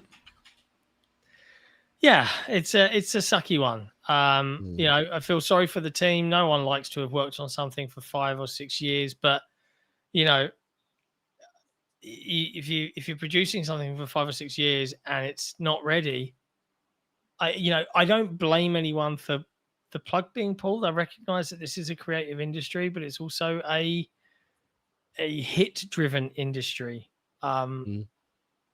It sucks. It sucks because I remember one of the Avalanche guys actually came by the Console Wars card game booth. I was like, "Oh, this is really funny," you know. And I was like, "How's Contraband?" He was like, "I can't talk about that." And I was like, "Oh, yeah, okay." But you know, it sucks to see. But someone in the chat, who was it that said, where is it? It was something like, a heist game with GTA 6 on the horizon is probably not going to do well. Yeah, and Shane G also saying it could have been they were trying to give them a chance to find a new publisher. Like that is what happened with Tango, is they were trying to find someone to buy Tango, as it has been rumored, and they didn't until months later, and then they did do the work and spend the money to spin it back up. It's always weird whenever these stories come up, and it's always Microsoft is bad for gaming, and before. Like, yeah, I get it. They're not a great now they're a horrible company. I fully understand and get why people don't like Microsoft. But it's like, man, they're still one of the biggest. They drive the industry, essentially, with how much they put out, what they have under their roof, and all these types of things. It's like, if you want to get rid of them, then you're saying 20,000 plus people should lose their jobs. Because they just be gone. There's no one who can afford to buy Xbox or almost any of their assets. Yeah. And those assets also weren't built to be independent, which is why they had to be bought. Like Bethesda was really struggling. Activision had been struggling, and struggling to grow, not to maintain enough. And it's always about growth. So I don't know. It's just people conflate things, and they're like back to trying to pretend that Xbox doesn't put games out anymore. Games out. Any games out. They're like, when's the last time they put something out? And then someone listed like 10 things. 12 things this year. It was like 15 things in the last calendar year. It's like, no, they're putting out more than anyone. You might not like it. You might hate the company, and I get that. But you don't have to. There's things to complain about. You don't have to make other things up. And I just keep seeing that around the industry. Yeah, it's unfortunate that Xbox, by its very nature of being attached to $4 trillion AI consume everything Microsoft, it allows them to make some wild bets, right? And we've seen some of them pay off. Hard drives in consoles, putting an Ethernet port in, all of that jazz. Great for gaming. Can't deny that. Xbox Live Arcade, great for gaming. Can't deny that. But then we've seen some crazy bets not work out for them. That is when you're under the cosh of the new company says, this is the direction, go do. And they have to jump to it and go do. Whereas if you were just a Xbox on their own as a company, like a Nintendo, it'd be a very different kettle of fish. But then you wouldn't be making $80 billion acquisitions if you were Xbox on your own. So you wouldn't have enough published to do Game Pass. Yeah, you wouldn't have enough to do Game Pass. Well, Game Pass would be the third party, but it would be a lot harder because in the way Microsoft is and the way a lot of these companies are is every single part of it, every little company within it has to be its own profitable company. It doesn't matter that Azure made another $20 billion this quarter. That's Azure. They were going to get a ton more funding for that. Like, you have to do more. You must earn your own bread. Yeah, you must kill. What was it? You eat what you kill, is what they say. It's like, and you've got to. It brought up the whole Game Pass is unsustainable thing yet again. And it's like, Jesus Christ, no. Yeah. Speaking of Game Pass, can I ask the community to give a warm welcome to Ray Rizink in the chat, who's made the change from PlayStation to Xbox Series X today. Game Pass seems promising and is glad to have found some good content on YouTube. You've stumbled upon the best Xbox community out there, just saying. Welcome to the Cool Kids Club. Feel free to come and hang out. But yeah. Next up in news on PlayStation's side of the fence, they made a shit ton of money. I'll give you the quick highlights and then we can discuss any bits you feel are relevant. They saw 137% boost operating income in Q1. They have shipped to date 80.3 million PS5s. 83% of software for PlayStation was digital for the quarter. Total revenue for the quarter was $6.38 billion US. For context, Microsoft, Xbox specifically, did 5.53 billion, Nintendo 3.93. Software and services last quarter, Xbox 5.2, PlayStation 4.86, Nintendo 1 billion. Bungie is going to become lighter in their independence. Sorry, lads. And they had 123 million monthly active users. It's a about 7. It's 7 million more than last year at this point, I believe. Wow. Yep. Wow. Yeah, their main thing was they've talked about it for a couple of years now. They're moving less hardware focus, no hardware focus, a little less hardware focus, more MAU focus, more platform focus, which people are just fighting to the death over on what that means. But I think we all know. It's so dumb to some things will be ported. That's it. We don't know what. It could be anything. There's no reason to ever pretend something can never happen. There's no guarantee it is. There's not even a likelihood on some things because they just won't make a bunch of money if they're old. But I think most new things that have expensive licenses tied to them, like if any of their big single player things were to come over, you would think, does it have a TV show? Do they have to pay for it? If it's got those types of things, like you've got 35 million just on series. You've got, who knows? They always say the most active users we ever had on console. You have all those people who probably don't have a PlayStation. So you can dip into them with a relatively cheap, it's never cheap, it's never easy, but relative to making a whole new game, port. So why wouldn't you? Why wouldn't you? And the biggest games are platforms nowadays: Minecraft, Roblox, Fortnite, Apex Legends, PUBG, Call of Duty. They're platforms in and of themselves, full of all these different experiences. And why would you limit it to one device? Yes, it helps PlayStation that they are the de facto third party. Hey, I'm going to get a video game console. That's the one that I'm going to associate with. That's what I should get. But they're leaving people that aren't going to be buying a PlayStation off the table, and that's money that they could make to continue making more games. It's definitely a big change, but I think people screaming from the rooftops about this, and falling for this stuff on Twitter, man, Destin, I see what you're doing on Twitter, deliberately cajoling and winding them up. All right, come on now, don't upset them. All right, they're just trying to get by. But man, it's so dumb. It's such a dumb thing to be mad about.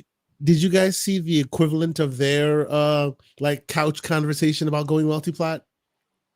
I didn't see the clip. Well, no. With the CEO, there's a little 2-minute, with the CEO and a bunch of folks just talking literally casually about what their plans are. It's basically their version of the financial. The podcast where new financial statements are made or business is the business update. I think they called it. Yeah. Right. Their version of that, literally. Yeah, people getting very mad at Genki for his translation, even though it was correct. It's like they've come in ever since Jim Ryan left. They've come in and made it very clear they want to cut first-party operating costs because they were getting out of control. That's why their margins were so good this quarter compared to before. Because they were just burning through money. That's why they've canceled so much. They have fired a ton of people. They've been focusing on margins. That's their main thing because they're not getting cheaper hardware anymore. That's the same thing Xbox is having. It's the same thing Nintendo has. It's not getting cheaper to make these things throughout the generation. So how do you get your numbers better throughout the generation? You've got the bigger base. how do you get them to spend more money while you spend less where you can? So, like, it's the same industry for everyone. Nintendo's answer was, we have people that are just so into us, we will charge them way more, and they will buy it, and they have. Donkey, what are they said Mario Kart World, $80. That's what they said. Yep. Jesus. Anyway. Yeah, and like even their old games, their old Switch games will add in a little bit of content. Maybe it's good, maybe it's bad, but it'll be $80. If you want the whole thing, you haven't bought it before. Like their whole thing was just raise the prices. PlayStation and Xbox, what can they do? Because the console market's not getting bigger. It's enormous and it makes plenty of money to exist forever. That's why no one's in trouble, no one's struggling. Except for the little tiny people who can't get more funding to get their games made because there isn't that growth in just consoles and gaming the way there has been. But for the platform holders, the growth is go where people are. Just go find people and have them give you money that weren't going to otherwise. That is it. Here. Yeah, it's interesting times. There's a horrible bot in the chat that's been spamming stuff everywhere, Jesse, and I can't seem to ban them. Can you? On the Discord? Yeah, on the Discord. Yeah, let me open it real quick. Where are they? I didn't even see them. Sorry. Yeah, it's in the general chat. I deleted the message, but you're looking for... Oh, you just deleted that? That doesn't help. Right. Yeah, I know. Mate, I was trying to find a way to like actually get rid of them, but for some reason I don't seem to have the ability to. That's the user. I think they're already gone. That's why. Oh, okay, good. Someone's already taken care of it. But well, no, I think I don't think they're not in there anymore, so I can't like. So they came in and then left before they could get back. Oh no, it says they're still here. It's really weird. I can't. Well, no, I'm gonna have to open the Discord app. I think I can't just do it through the website. One moment. Very odd. You two talk. Yeah. Whilst Jesse's sorting that out. Next up in news, on the subject of PlayStation and multi-platform ports, it turns out that it was actually PlayStation themselves that were behind bringing Helldivers to Xbox. This comes directly from the CEO of Arrowhead, who was chatting to the community on the Discord, Shams Georgiani. One of the users said, "Thank you guys for bringing the game to Xbox." He's gone. And they replied with, "It was all PlayStation. Send them your thanks. We were all in support. I think it's one of the coolest things they've done. They're killing it." What do you think about that? Can I ask this question? Yeah, you can always ask a question. Can we go to Crystal Dynamics and see if they can strong arm Microsoft into bringing back like Perfect Dark? Nope. What are we talking about here? Employer, employee. They hired you to do a job, and what Arrowhead did? Like, who thinks that was even a realm of possibility? Like, what? Yeah. Why is this a story? Because Arrowhead people was in the room when refuse they decided to believe that the game, that Sony wants this. They just refuse to believe it. They have to think it was this specific situation. Sense to me whatsoever. It's just wild. They are an employer. Arrowhead is an employee. They hired them to do a job. They can fire them and replace them tomorrow. They own the IP. They own everything about it. Why would they have any decision in any of this at all? Makes no sense. It's like saying, that's the same way I'm like, hey, Crystal Dynamic, all right, Microsoft canceled it, but we want the game, so bring us Perfect Dark back. You can do that, right? They're making the game. They're also an employee. Not possible. Like, this is just weird to me. I don't know. I heard that, and then people are taking it seriously and like writing stories about it. I'm just like, it's a good SEO. The shittiest thing about the industry is most of the times you see a dumb article, the person writing it knows it's dumb. They just know it's the only way they can make any money. I've talked about it with Tom Henderson at Insider Gaming. Like, I'll needle them on headlines and stuff that I know, but I know why they wrote it, and it's because they're going to make a ton of money off of it, because there are very specific ways to exist in this form of the internet, thanks to Google. And you need stuff that's going to pull people in because they're mad. It's going to pull people in because they're happy. It's going to pull people in because they're confused. It can't be good. Like, good reporting doesn't get clicks often. Here's the fact. Here's what's going on. Scoopy story. Yeah. People don't care. It's got to be meaty. Yep. But like, we could interview a really cool developer. 50 people might click it. It could be a really interesting discussion.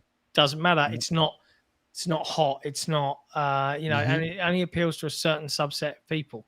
And that is such a depressing reality to live in. Yeah. But yeah, Helldivers 2, man. I'm really looking forward to jumping in. Sorry about the rant. I just thought that it's a good rant. I've heard that, and I'm just confused by it. It's like, okay. Yeah. It's, as always, it's mostly just the only way the internet works anymore. If you're not crowdfunded, you are advertiser paid for the most part, and you use big view numbers to pull in sponsorships and shit. Like, hell, if we were smarter, we would have figured out a way to have ads running on this podcast by now. But like, we're just not that in tune on it. We have to swap providers entirely. Like, we have to move the RSS feed. And I'm like, no, I don't want to do that. Oh, wow. I don't want to put the community through that. I don't want to change the system that we have that works just for so that people can get subjected to join ICE today. You know, like join ICE. They're doing it. They've got more money than most countries do now for hiring people and doing advertisements. You're going to see them everywhere. But yes, anyways, before we talk about any more news, though, we're going to hit you guys with our own little ad break, seeing as we're on the topic. So why don't you enjoy this wonderful advert for our very own game, Console Wars, because some people just can't let this go. This is Console Wars, the card game. Featuring more famous video games than you can shake a stick at, Console Wars finally allows you to win a war you've been fighting and probably losing on the internet your entire life. Quit being a keyboard warrior with the warm embrace of anonymity to protect you.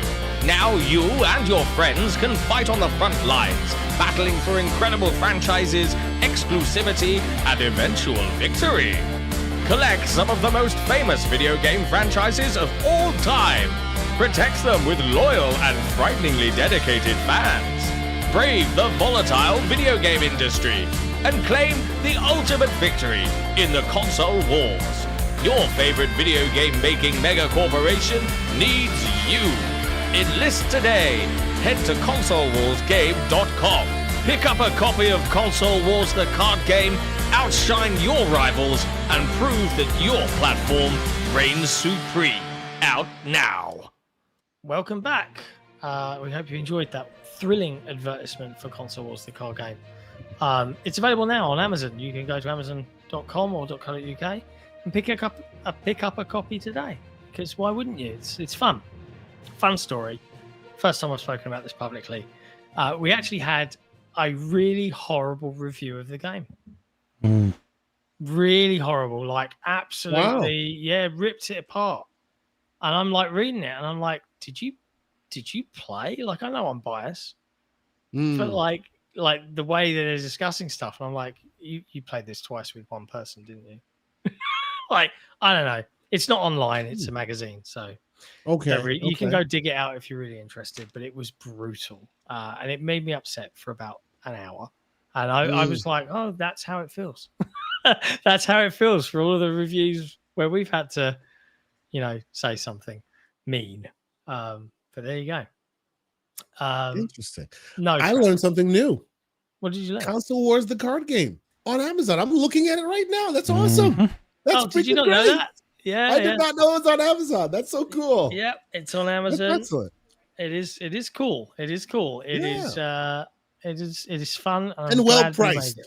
Yes. Yeah. Price pizza. Even with the tariffs. I'm going to put that. I'm going to link that in chat. Why not? Even though I didn't. Please do. Yes, it's good. It's good. It's so this is the link for North America, and there's also it'll redirect you. There's also UK/Europe if you're there. Yeah. Alternatively, you can go to consolewarsgame.com/buy, and it'll give you either option. But if you're in Mexico and Canada, you can buy it from .com. If you're in anywhere in Europe, pretty much, you can buy it from the UK site. So, yeah, excellent. It's fun times, isn't it? All right, last couple of news stories here before we dive into some community questions and other bits and pieces. Xbox Design Labs is back. Literally the day or two after everybody started complaining that, hey, a few hours after Jez's article went up. It's hilarious. but yeah, it's back up. And they're looking to bring back the Doom and Witcher controllers as well to the design labs, which is nice. Every time I go on there, I want to buy a new pad, and I'm like, no, I don't need one. And I have to say, for people that are in the market for a pad, the Nason or Nakon, however you pronounce it, Unlimited RXU, RXU Pro is really still holding up to the point where, due to its larger size, I actually think I prefer it, dare I say it, to my trusty Elite controller. I say trusty. Well, it's not trusty. To be fair, that Elite controller is long in the tooth. Like many people, myself included, have graveyards full of them at this point. So they need to update. It's time. It's time. One of the main things, the Hall Effect joysticks break. Like regular Hall Effect are actually pretty brittle. They don't drift, but they do break. So I do like Scuff and Razer have like their own versions of them that are more robust. And my main use is the wired Scuff Valor Pro. I'm not the biggest fan of the back buttons. They're okay. They're not as good as on the Elite, but everything else is Hall Effect. Really nice. Feels great. Never breaks. Yeah. Cool. As easily. I'm very impressed with this so far. And bless them, like, I was originally meant to send this back, and they were like, we'll tell you if we want it. And I'm like, okay, that's a fair deal. You tell me, I'll keep the box. If you want it back, I'll send it back. But for now, I love it because it switches between PC. It's got Bluetooth. It's got Xbox. It's got a wireless dongle for the Xbox, so you can do it wirelessly. Nice. And it's Hall Effect, and it's got like stop triggers, and it's got all the rumble stuff, and it's got back buttons, and it's just solid. And I love the feel of it. Like, it feels good in the hand. So yeah, solid stuff. Now you guys make me wish I had brought my Tarantula controller, which is in the other room. My kids are playing with it right now. I don't play on Switch because I don't like the Switch control scheme, and I don't like the controller. The Tarantula, GameCirc, Tarantula Pro. I can literally, it's a manual, like you can see the controls, the Xbox buttons, and then it switches to Nintendo buttons. It works on Nintendo, it works on Xbox, it works on PC, it works everywhere, and the controls are proper. The only thing I hate about it, I don't like about it, it's inline, not offset, so it's not Xbox themed. It's more PlayStation themed. But with it, it's symmetrical. So, but with it, I can literally, because I have to turn, always remind myself, okay, I'm in Switch now, so now the A is there. No, the A is not there anymore. I can just use the Tarantula controller, and all the buttons continue to be where they should be, even on Switch 2. Man, it's amazing. I can't remember the name of it, but I've got a Turtle Beach one, Victrix Reload, supposed to come in next month, which is one of those ones where it's got the modules, and you can pop them out. You can pop off and switch them. Yeah, I'm supposed to be. So it's like the newer version of that. Yeah, here it is. I can show it now. So, Dominate with 10% off. So yeah, this one, not the PlayStation version, but the Xbox version, I should be getting in next month. I'm excited to try. I've always wanted one of those ones with the pop them out and change them setups. Yeah, nifty. And yes, Gentle Stone, that is the GameSir's Tarantula Pro. That's what it's called. Yeah. And for Captain Chats, it wasn't a Razer controller that I mentioned. This is the Nason RXU Pro Unlimited. There's a review on XboxEra.com for it. It's a really solid pad with a bunch of programmable stuff. It's got a little LED screen. I really like it. But it is expensive, so buckle up for that. Next up in news, Game Pass did its usual thing of dropping more games. A slightly calmer, smaller month this time, but we saw Assassin's Creed Mirage. Start. Yeah, we've got Gamescom coming, so there's going to be more. Well, yeah, I mean, there's hurtling and Gears that we already know about for the second half. Yeah. But we got Mirage from Assassin's Creed there. We got Rain World. We got Aliens, Fireteam Elite, which I wouldn't mind doing like a co-op stream on for lols, maybe. We played that game one time with one of the people you brought on that I absolutely hate and wish would die. Oh, yep. Maybe we can make it feel better. I don't know. Mm-hmm. Somebody who did, of course, jump in on the whole Gooner thing. Yeah, I know. But there was a surprise, John. There was a surprise, thanks to QuakeCon and a team at Night Dive Studios. Hexen and Heretic are back and available on Game Pass right now. A surprise first-party drop. Yeah. People will never count those. When I was a kid. But like this is a first-party release. There are going to be 2 of them this month. Really curious what we get next month, because then we have a very busy October. But yeah, they just never really stop. There's always something, because for them, even if we feel a little overwhelmed, they're trying to keep people engaged and not canceling. I think they've done a very good job of that for like a while now. Yeah. It is cool.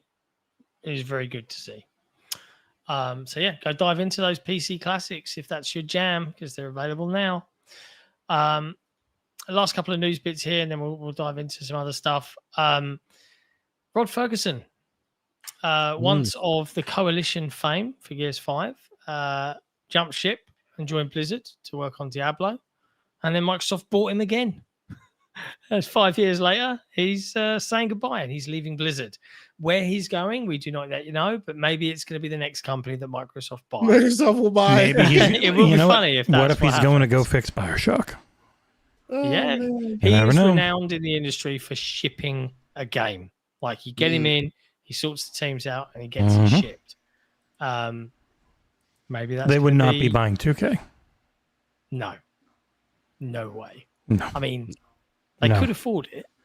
wouldn't be allowed. It probably wouldn't be allowed. The shit fit that you saw around COD would be even worse around GTA. But equally, if they've kept their promise on, Oh yeah, no, I think they could. I just don't think they want to. let's not even go down that road. No. Ugh. They have no interest, and they're already so big that it's almost impossible to run. Yeah. Yeah. Good luck, Rod. Yeah, indeed. And then the last sad news story is, did you play Tron Catalyst when it came out last month, I want to say, or month before? From Bithel Games. Unfortunately, it didn't do very well, and now they're laying off most of their full-time staff. Mike Bithel of Bithel Games took to Blue Sky to post the news saying, sad news today. We've been unable to secure a new larger scale project, so Bithel Games is reducing in size. This means that 11 jobs are being made redundant, which constitutes the majority of our full-time staff. Awful. Again, Absolutely. but this is the industry, and it sucks. What can we say? It's a bummer. And Bithel's making some great games, man. I still to this day I love his John Wick. Yeah, which got delisted. It's so good. Yes, but I own it, and I'm still happy I do. You know, the way they thought about how to represent John Wick and how that fighting style, so well done. I love that indie spirit. I hope they are able to. I hope Mike and his team are able to rekindle. That's sad. That's the plan. I remember them from back with Thomas Was Alone. Yeah. Little square that made so much hay in gaming. It was awesome. It's fun. That's it, really. There's loads of other things we could dive into, but then the podcast will be 6 hours long, and I got up at 4 a.m. this morning, so that's not going to happen. Not going down. No. No. We're here to have fun. There's a lot of community questions. Nah, we're here for a fun time, not a long time. Let's play a little bit of. Are you ready for this, Kay? Are you ready to? If you have your phone, you're going to have to show your years for what year, my dear.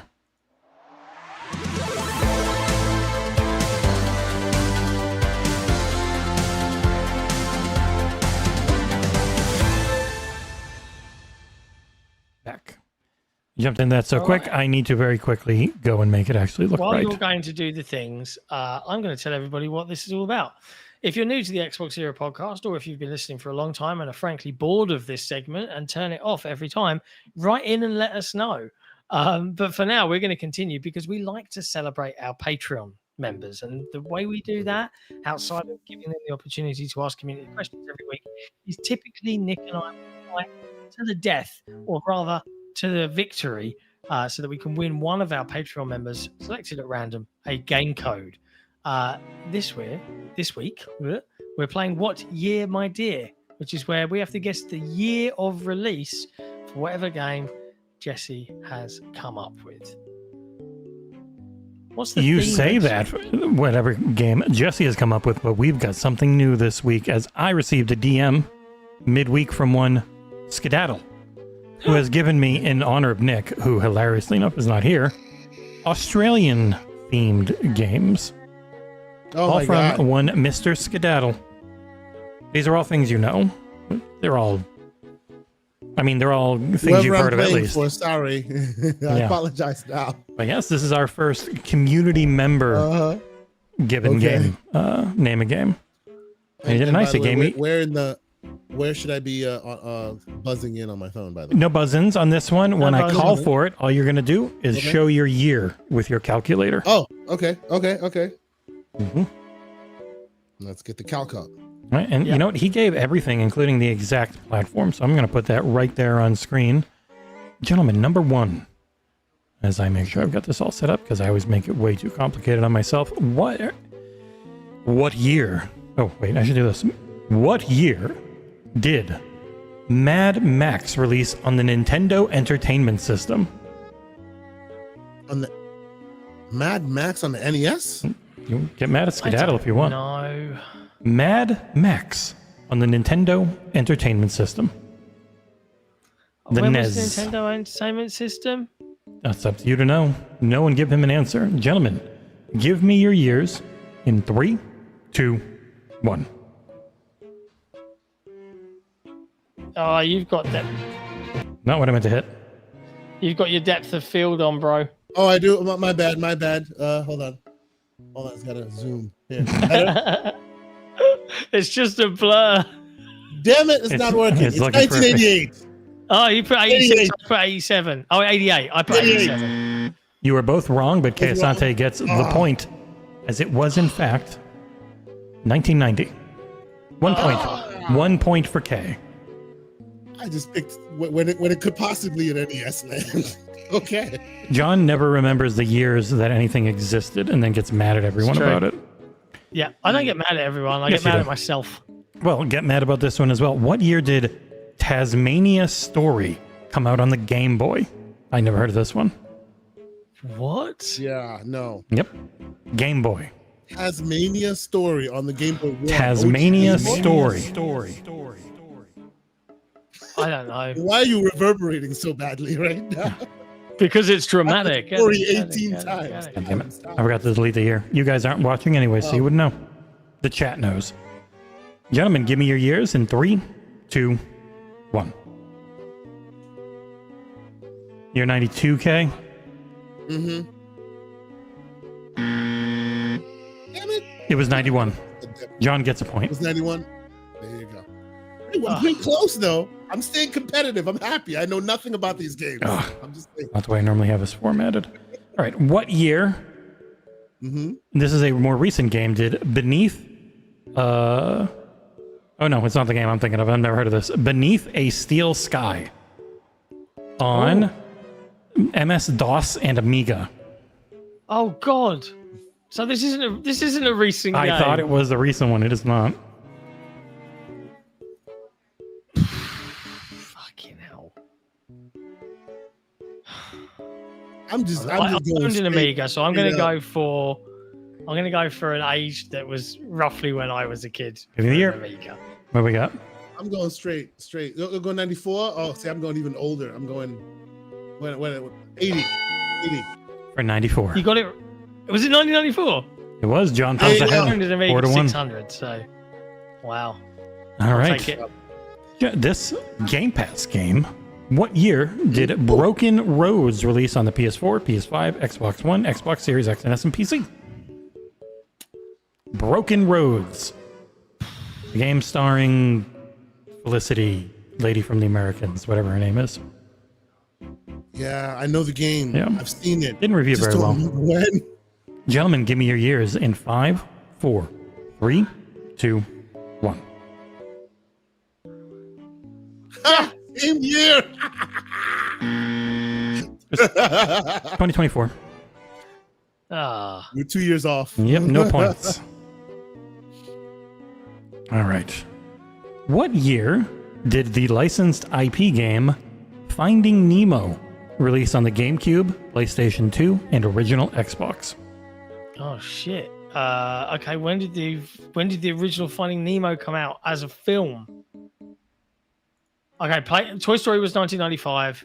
Toy Story 2 was 1998. Then it was I don't know. 2000. I'm ready. 2000. I don't know. All right, give me your years. Same year. We did the same thing again. 2003. This is a joint victory. It was. We're giving everybody a game code. By the way, I forgot to 2003. say who we're playing for. We're playing for you're playing for Paul, and I'm playing for Liam. Paul, I'm sorry. I'm doing my best, man. All right, the next one is one near and dear to John and his children's heart, for they gave this game a 10, so he has an unfair advantage on this one. What year did Bluey, the video game, release? Oh shit! When did that? Gentlemen, release? give me your years in 5, Oh, fuck you. 4, 3, 2, 1. 2 years ago. I don't know. Oh shoot. I didn't do it on time. He let him take the point. I was erasing mine. He was correct. I would have gotten it wrong anyway. That was an unfair one for John, since he reviewed the game. Fine. All right. Good. A game everyone here will know. Definitely not just me, because I'm the only one that probably played it on the Sega Dreamcast. What year did Gundam Side Story 0079 Rise from the Ashes release on the Sega Dreamcast? I gotta give this a little more energy, ladies and gentlemen. I don't even know. What year did it come out, folks? Come on, let me know. Oh, shit. If my internet goes down, there's one hell of a thunderstorm going on around here, partner. Really? Not here. It's perfect. Yeah. It's nice. Give me your year in 5, 4, 3, 2, 1. Now. I'm wrong. I said 2000, but I meant 2001. I meant 2001, but I say 2000 in there. I meant 2001. 2000 was Which correct. one is it? Oh, You've lost the I should've points. stuck- he said 2001. That's what he meant. I know, he didn't get the I points. meant 2000, but I did put 2000. I said 2001. Oh, It well. was 2000. John It gets was the 2000. point. Son of a bitch. Oh well. John gets 1 point for being under and not going over. Instead of K, Yeah, that's right. it's 11-4 now. K is losing quite a bit. We've only got a few left. I'm losing. Let's go. All right. All right. Get it done. I've never heard of this one, but it came out on the Xbox One, the PS4, and the Nintendo Switch. It is a game called Webbed. Webbed. I'll look it up. Does it have any reviews on OpenCritic? Generally a good indicator if it is a big game or not. Webbed. It does have reviews. It is got a 7, an 8, an 8, an 8, and a liked a lot. Wow. Yep. So it's actually a pretty decent game. It also has a different review release date here than what Skedaddle wrote. Okay. Gentlemen, So- I'm going with OpenCritic. Give me your year in 3, 2, 1. I'm going to take a stab. 2023, I say. Even though my depth is weird. 2023, I say. It's 2021. One more point for John. Pretty sure he's won.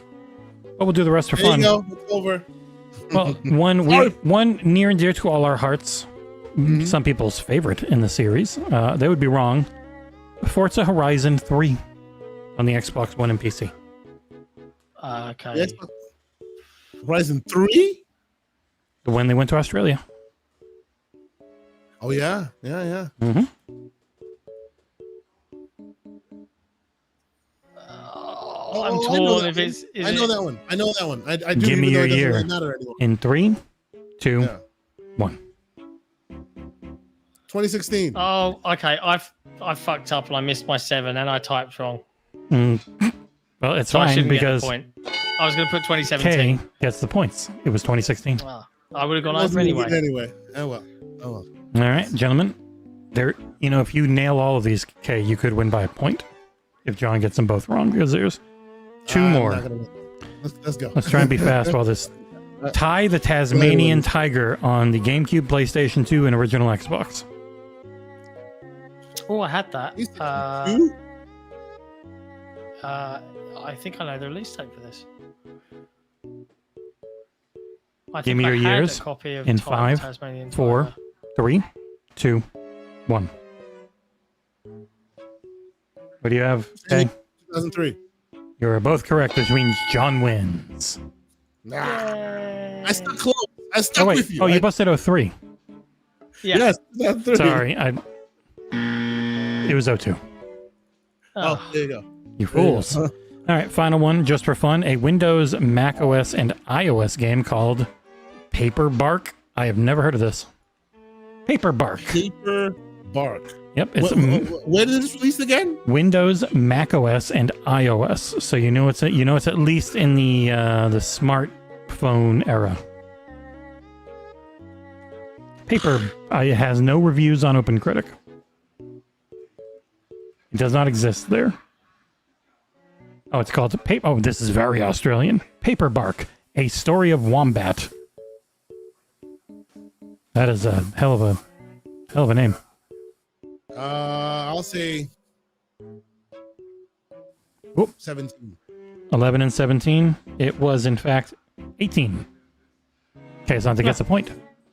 And that is name a game. 12-8, the final score. Congratulations. There you go. John. Yeah. So congratulations to You Liam. didn't wipe the floor with me. I feel. Yeah, I feel you a held little your bit own. Respectable. Thanks, Skedaddle, for contributing those interesting and hilarious questions. We're now going to spend the last bit of the show diving into your thoughts and concerns from the community themselves in Community Questions, which is a feature that every single Patreon member gets across, I think, all tiers, if memory serves.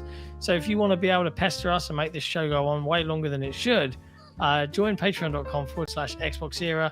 And as a thank you, outside of all the cool stuff you get and the new content and the perks and the secret Discord room and all of that stuff, you also get to ask us questions. So you should probably do that. How about this, John? Start off with... I'll read the form and you read the forums. That way we both get to enjoy actually reading things for a change instead of it always being Nick because of his OCD. I'm happy. Yeah. I'm happy. Mm-hmm. You go for it. Yeah, because there's more on the forum and you've got the more relaxed, quiet voice. Young Richard Attenborough. Okay. Here in the Serengeti. Everything's dying because of climate change. Boink. Oh, I'm not allowed to talk As about I that. approach the end of my life. He keeps saying that in all the documentaries and it makes me very upset. Mm-hmm. Really? He keeps saying that? Yeah, he's like... Isn't it like as I 90s or approach- something? He's 95. Yeah. My nan died at wow. 95 like 4 weeks ago. So... Oh. Anyways, all right, Jesse, we'll start off with the form then. Who's up? Up. Number 1 is Crippling Debt. He says, and wants to talk about the Xbox leaked power specs. Hey, gents. Been a while since I added a question. Would it be more likely that Magnus is actually a PlayStation 6 leak there rather than the Xbox side? If Xbox is licensing multiple OEMs, which will have varying levels of power, wouldn't it be more likely the official Xbox set will be on the lower end, so they have more purchase points catering to most gamers? Don't get me wrong, I personally would almost prefer the console to be $1,200 to $1,500, as I primarily game on console even though I have a PC. Many of us have gotten used to paying $1,500 for a high-end phone every 2 or 3 years. A console that may last up to 8 years, I have no issue with it crossing the $1,000 line if I get that quality. If it only ends up costing $600 to $800, I see that as a cause for concern on longevity rather than seeing a happy price point. Any of you three in my boat? I find it hard to believe any PS6 leak is even close to credible-wise if it's truly another 2 years out beyond Xbox's release. I would say the actual leak around AMD, I'm sure Kay's heard it all too, is their chiplets.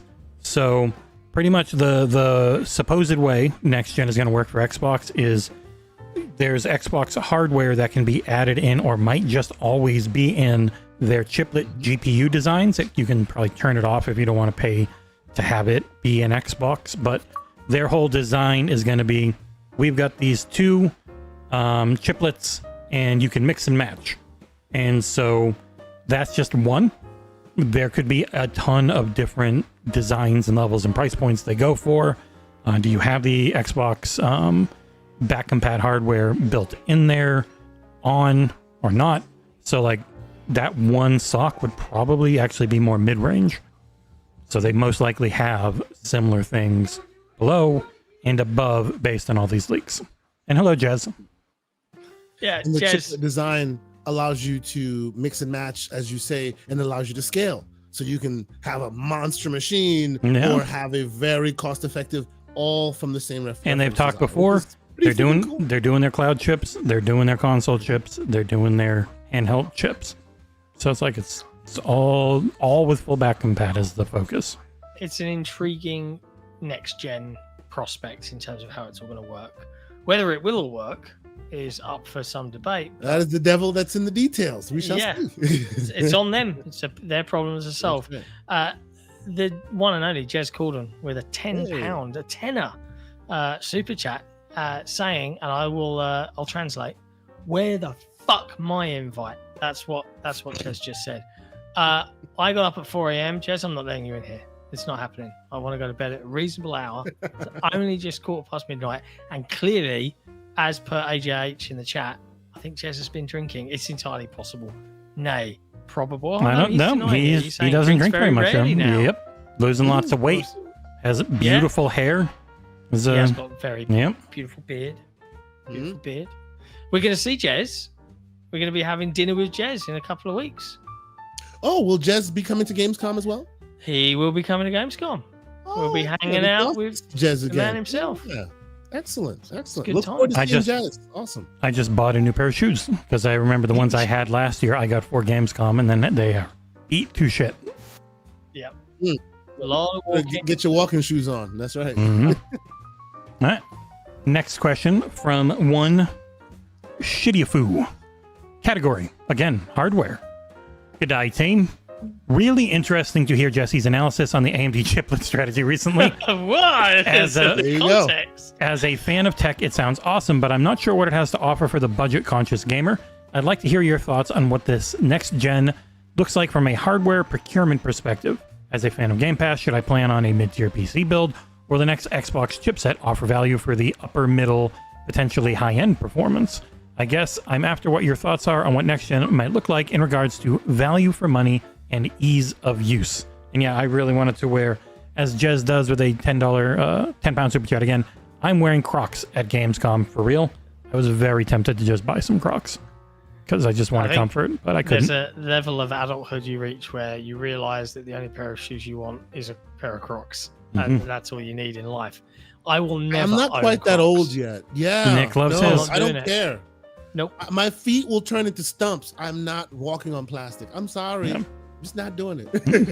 to answer Shitty-foo, I think the big focus on it, and Jez would probably know better, but John hates him and doesn't want him on the show.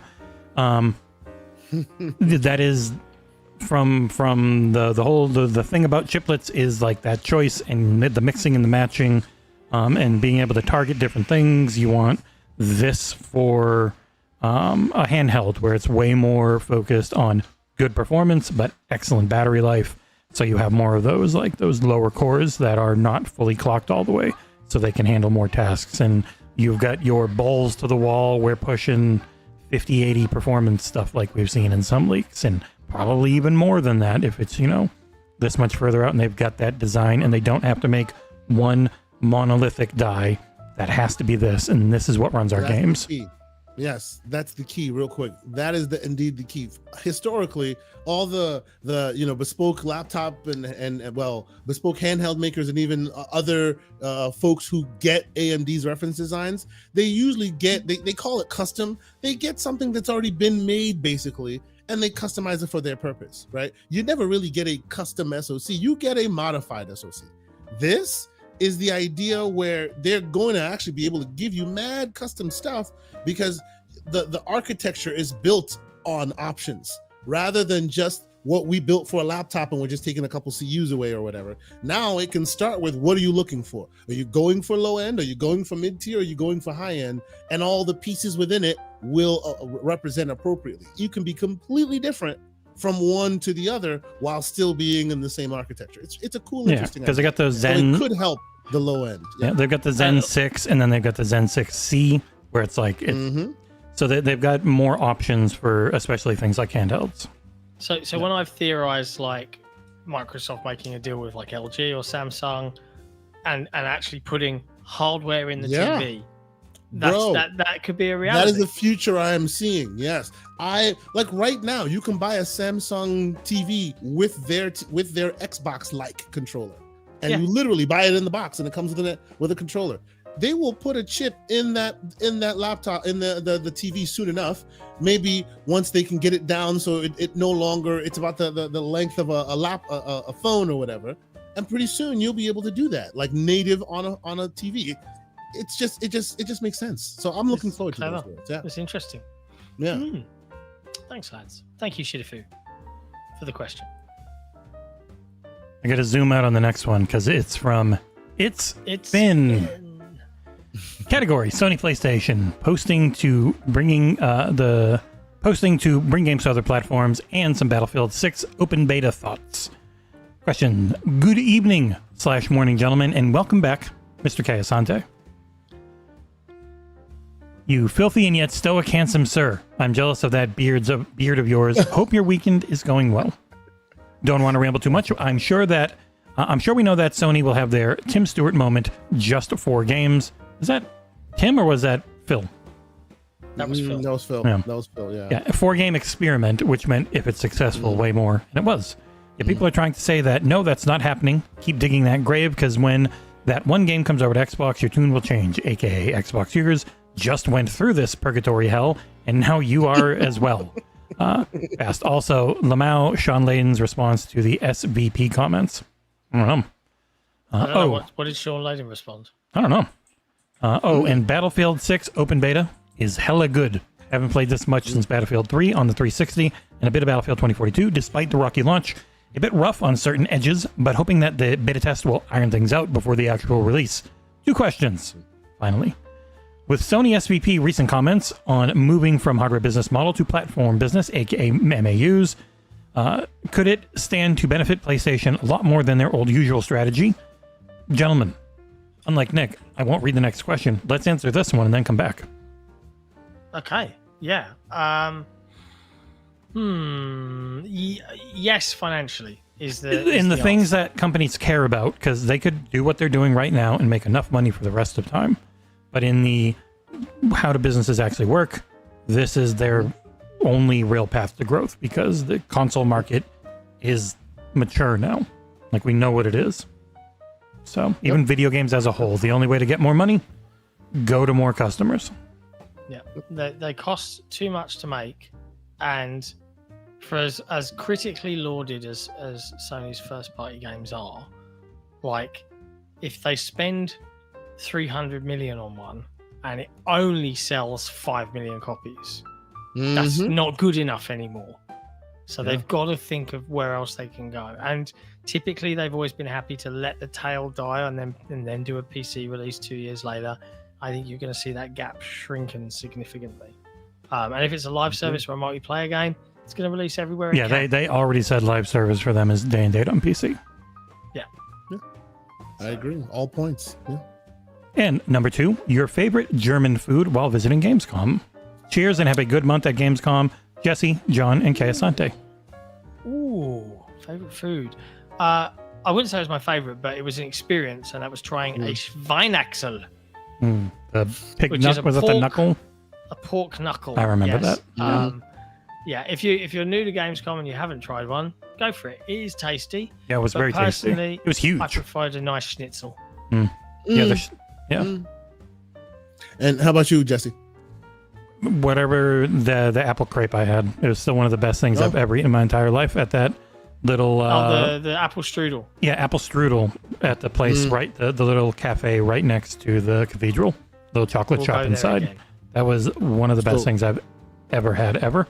And yeah, mostly the Christ, what is it? Was it the schnitzel that's just like a pounded out cutlet? Yeah, it's a piece of pork breaded, fried. Schnitzel was fantastic. Yeah. For me, the answer would be I usually don't do beer, but when in Germany and in Belgium, beer. But bratwurst, why not? Bratwurst, of course. Of course. Of course. It's got iconic, traditional. Yeah, fair. Absolutely fair. And the last question on the forum from our good friend, Mr. Assassino. Category: must play fall titles. Hello to John, K, and Jesse. It's going to be pretty busy the next 3 months, and with Mafia: The Old Country to start it all, I put 4 hours into that one last night, and I'm liking it a lot. Lots of chuckles and aura farming from Enzo and the rest of the cast. Amazing game. With that being said, my question is, what is your must-play game from August, September, and October? Even if you can't afford it, if you guys had to pick up one title from each month, which would it be? Thanks for all you guys do. In place, and PS for Nick when he watches this to do the timestamps. I gotta know, as someone who gets McGriddles when I work Sundays, what's your rating out of 10? And hopefully you've had a hash brown with it too. Yeah. Favorite game from each month? Yeah, your most anticipated for the next couple months. For August, September, October. Ooh, that's hard. That means I have to remember all the games. Jesus. I know. I'd say August would be Shinobi for me. September is really tough. I'd probably end up going Borderlands 4. But man, there's a lot. And then October, it would probably be Outer Worlds 2, just barely edging out Ninja Gaiden. But they're super close. I'm going to go with Sword of the Sea for August. It's coming next week. We both cheated. I'm going to say, fucking October. I've got Dying Light 3. I've got Borderlands 4. Dying Like the Beast. September. No. Oh, September. Sorry. But that's also not Dying Light 3. It's Dying Like the Beast. Dying Light fans will murder you. No, I meant Little Nightmares 3. Sorry. I meant Little Nightmares 3, but that's October, not September. Yep. Mm-hmm. I don't know, actually. September, I might be all right. Because also, you know what? I probably have to actually say October would be Battlefield for me now. Yeah. Because I'm really looking forward to everything in that month, but Battlefield's probably my top. So I totally cheated and pulled up a list. And since I have a list in front of me, I can easily tell you now. August is Shinobi. There's nothing else. There's nothing else. Shinobi. I've played the demo. Holy crap, Shinobi. Okay, September will definitely be Dying Light. I've been going through the most recent Dying Light. Dying Light the Beast is definitely September. October, Ghost of Yotai. No cap, as the kids say. Ghost of Yotai. I'm looking forward to the Samurai Champloo mode. We're going to do that. So there's that. October. So November. I don't really know that much in November yet. We don't have much in November. We have Code Vein. We see Sparkling. We see a few little odds and ends. Carrion. We're not sure. And obviously December. But I would think November, even though I know it's not really like this is just total speculation on my part. Silk Song? It's got to be November. It's got to be November. No. Nope. Earlier. Silk Song. I think there's a quote. I'm paraphrasing, but I think there's a quote. I know what it is.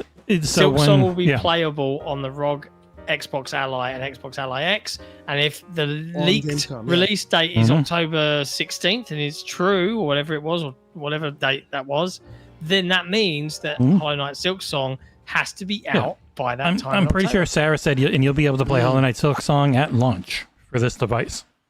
And now with Billy Coon saying that the game's the device is out October 16th, then that means that Hollow Knight Silk Song will be out no later than October 16th. If correct. And it will literally be at, I think, the Xbox and Nintendo booths at Gamescom. Yep. Or maybe just Xbox. Yeah. I think Final Fantasy VII is at both. Interesting. Interesting. Your turn, John. All right. Oh God, I see Hulk Hogan's sex tape in this one. Yeah, I get all kind of stuff. Last few questions now from everybody. First up, Jesse Brother. No, it's Hytham. No, it's Jesse. Oh, he was. I missed. There you go.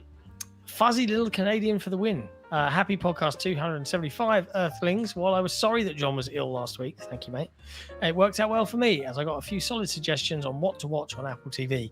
But the one I decided to start with was suggested by John's backup, the pride of the 51st state, Ursula Masudi. For All Mankind's first few episodes were tremendous. Yeah, it's a great show. I told Jess, and he reminded me that I actually mentioned this show dozens of times in the past and thought it'd be funny to reply to John. That was too easy to ignore. I then later realised that was mean, and that's Nick's job, or second job, right after his first job of interrupting or talking over John. Now, I don't want to get all it's Finn, so no question this week. Move along. Yeah, For All Mankind is a great show. It's got a little wonky in the latter seasons because people should just be dead by now. We're in the year like 2010 at this point. But I love that show. I listened to Nick and he told me to watch Shrinking, and I did, and Shrinking is fantastic and I love it. One of the best written shows ever. Yeah, it's so much fun.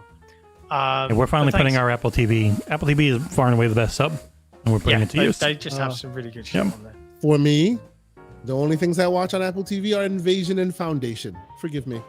Those are the two shows. Foundation, Ted Lasso, Shrinking. Couldn't care less about Ted Lasso.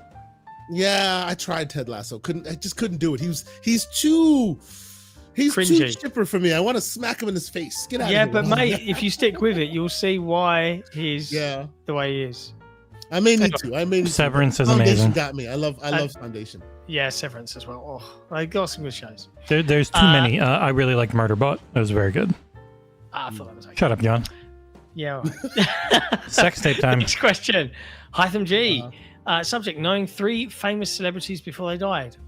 When Hulk Hogan was around, did you gents go to a WWE wrestling ring when he was there? Also went to an Ozzy Osbourne concert where he'd bitten a bat's head off.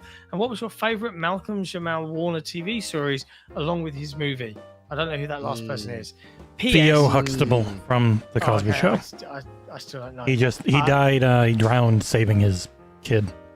Oh, yeah. That's very sad. Yeah, it was sad. Wonderful human who died doing a wonderful thing. Yeah. P.S. Did you know that Hulk Hogan won the lawsuit against Gawker? Yes. With the help of Peter Thiel, and the whole entire news outlet shut down when it comes to Hulk Hogan sex tape thing and noticing Peter is gay. No, Hytham, I didn't notice that Peter Thiel is gay. I don't know. I don't know 3 celebrities. So I definitely didn't know 3 before they died. Yeah. Didn't know. Let's see. I met Hulk Hogan. He's not too far. He is his Hogan's. Yeah, he was always in Clearwater. Yeah, down southwest. Yeah. When you were 10 years old, he was great. When you're 40 years old, he's not so great. Yeah, the moment you learn who he is as a human, not a good guy. Yeah. As his daughter will tell you. Yeah, there you go. Malcolm Jamal Warner made me very sad. Very, very sad. Wonderful human. Been keeping up with his career for some time.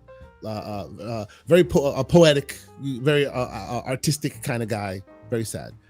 I used to make music, so I did get a chance to meet some celebrities. It's not a big deal. He was in a surprising amount of stuff. Yes, even now, like all the way to the end, he was a very working guy, and most people. He was in Alert, Missing Persons Unit. Mm-hmm. Yeah. 911. Grown-ish. Yep. He's in a lot of All stuff. Right. Next question from Didact Brewer.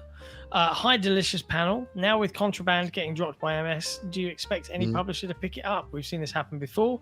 It's been many years of development, and I don't think Avalanche can afford to just drop that much work.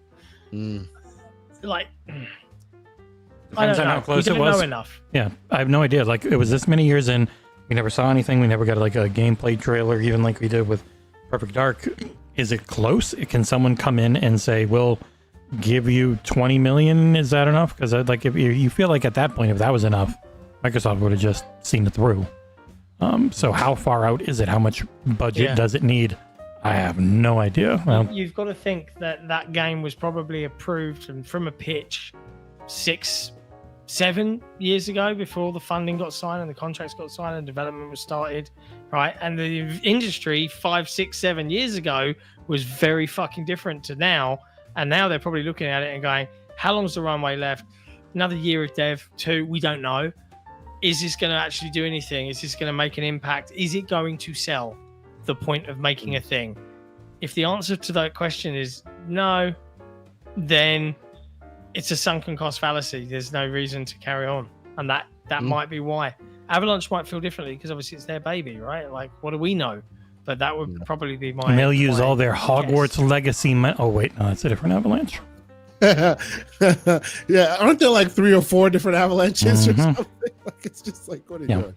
There's one Avalanche studio, that's WB, this Avalanche, and then they're also part of Avalanche Group. And so the group was making a ton of other games. So it's not like this part hasn't done anything since Just Cause 4, but the other sides are doing like their hunting games, all the other stuff. So they've been making money. Yeah. Last couple of questions. 99 Rukin says, "Hey everyone, I'm going to get to it. What subscription do you think will come to Xbox next? Meaning an EA Play or an Ubisoft Plus? It will be cool to see a Square Enix or a Sega service come to the platform. Thoughts?" Only if they're going to do a bunch new tiers. Yeah, there's rumors and scuttlebutt going around that they're there's going to also rejig the tiers again. But it's also all based on code and and that code has like 4 things, which is covered by how many there are right now. It's like 4 or 5 things, and there are that many right now. Yeah. Because there's ones you can't sign up for, but they still exist in the system. Yeah, for legacy users. Yeah. I think it really comes down to publishers that have enough content to make a subscription service worthwhile. EA with their yearly releases, Ubisoft with their franchises and that power, and the way they treat a lot of their big open world games like platforms in and of themselves makes sense. Until Sega have got their projects out where they're making smaller, reboots, maybe there's a world where they could bring a load of Sega IP. They've certainly got enough backlog, but it's whether they've got the funds and the capital to. They also just delisted all their old games. Maybe that's why. Yeah, they did. Yeah. Maybe that's why. It's tough too because a lot of their stuff has anything that has a lot of licensing in it immediately is a nightmare. That's why everyone's like, well, how come these Activision games aren't in Game Pass? It's always going to be licensing every time. And also, if are Microsoft going to willingly pay another third-party provider to put their subscription service into the Ultimate tier? Because it's not free. Microsoft have to spend money on EA Play and certainly to Ubisoft to take some of their games and put them into Game Pass. Will they be willing to fund put that? some of their own games onto the cloud? Thanks, CMA. Yeah, thanks UK government. That UK government's on fire right now, huh, John? They're great. It's a fucking shit show. Yeah. It's just Labour turning into the Tories right before my very eyes, and it's just like even worse. And then the worst thing that's going to happen, you've got Reform led by the toad that is Nigel Farage, and he'll split the Tory vote, right? And arguably he might win a large majority of it because he campaigns on all the things old white people get mad about. Labour, there'll be some Labour faithful, but then they're going to get split because Corbyn and some other Labour backbenchers have formed a new ultra left-wing party that's actually going to be about more socialistic tendencies and politics, and that will split the Labour vote. So then we're just probably going to end up with fucking Nigel Farage. And at that point, I would genuinely just probably want to leave the country. Just have King Charles and his sausage fingers take over everything again. Heart disease is not a laughing matter. I'm not lying. They look like sausages. I know, they're terrible. Clubbing, it's called.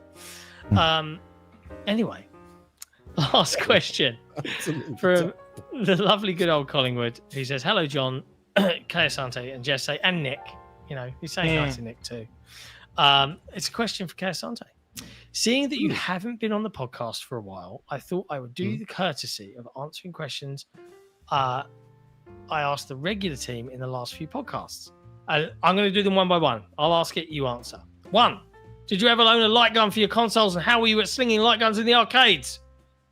I'd say I hold my own. I'm all right. I can do a little bit of that light gun stuff. I'm teaching the son how to hold his own these days as well. So yeah, I'm a good light gun game person. Yeah. Did you ever own one for your own console at home? Back in the day? I probably I still have my Duck Hunt one right here. Yeah, so there's that. I think we had them for the Saturn and the Dreamcast for Virtua Cop. Die Hard trilogy on PlayStation. Oh, it was so much fun. Are you going to Gamescom? I am, yes. Yeah. Is Donkey Kong Bonanza getting the appropriate scores for its quality, or is it getting adjustments because it's a Nintendo game? I think it's getting a justice because of its Nintendo game, but it's also appropriate. Have you ever had any memorable stadium experiences, be it sport, music, or other? I have performed in front of 50,000 people. Wow, doing what, bro? I sang. I've done clarinet. I've done puppetry of the penis. Sax. You're talented. You got some I used to vocals play. going on there. Okay. In a world long ago. In a world. I was in a world. No, different human. Used to perform in the Netherlands. Funny enough. I'll bring the guitar to Germany. We'll have a. Hey, I would love. How are you that. fitting that on the plane? Yeah, I have no idea. Last one. When Gamescom is done, is there anything you think we should look forward to for Xbox Era for the rest of the year? At XboxEra for the rest of the year. Oh, yeah, sorry, at Xbox Era. So, what should the community look forward to once Gamescom's done? What do you think? Honestly, I would think all the great coverage and all the wonderful like what we saw, what we did, all the wonderful camaraderie and all that you will see on both the channel and on the podcast and probably also in the Discord. Absolutely, there's a lot to talk about. I'd love to get over it once it's all said and done. So yeah, it's gonna be so much fun. I'm super hyped. I can't wait for them to not send us Xbox Allies to cover. You know what? I'm sorry. My device is still better. I'm there for the software. There you go. Yeah. Stuff with claw. The claw's better. There you go. The MSI we'll see. claw. I'm a big fan. We'll see. Yeah, We'll fair. see. Yeah, it's fair. Yes. We will see. That is it. That is all the community questions, and thusly, the end of episode 275 of the Xbox Era podcast. However you've been listening to us, or if you're watching us on Spotify after the fact, we appreciate you. Thank you for tuning in. If you're watching us live on YouTube, be sure to hit that like button before you close out the stream.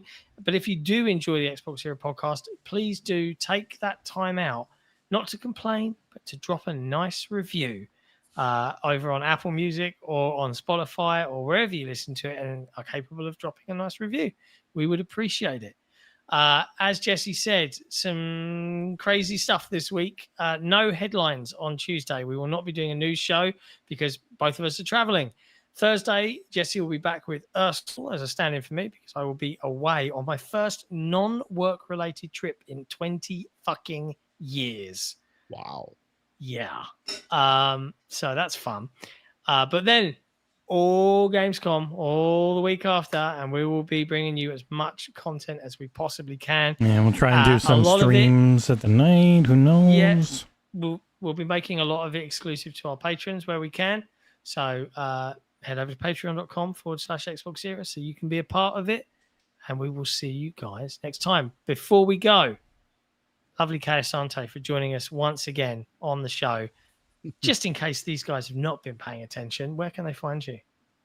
Oh, well, I'm around. I always love being in the Discords and on the Xbox Era podcast in the chat when I can be. But you can also find me on the Gaming Circle podcast, GCP, and the GamingCircle.com. Just myself and also some other good groups trying to put some stuff out there, doing some evergreen content from time to time. It's a fun group. We have a show on Saturday mornings.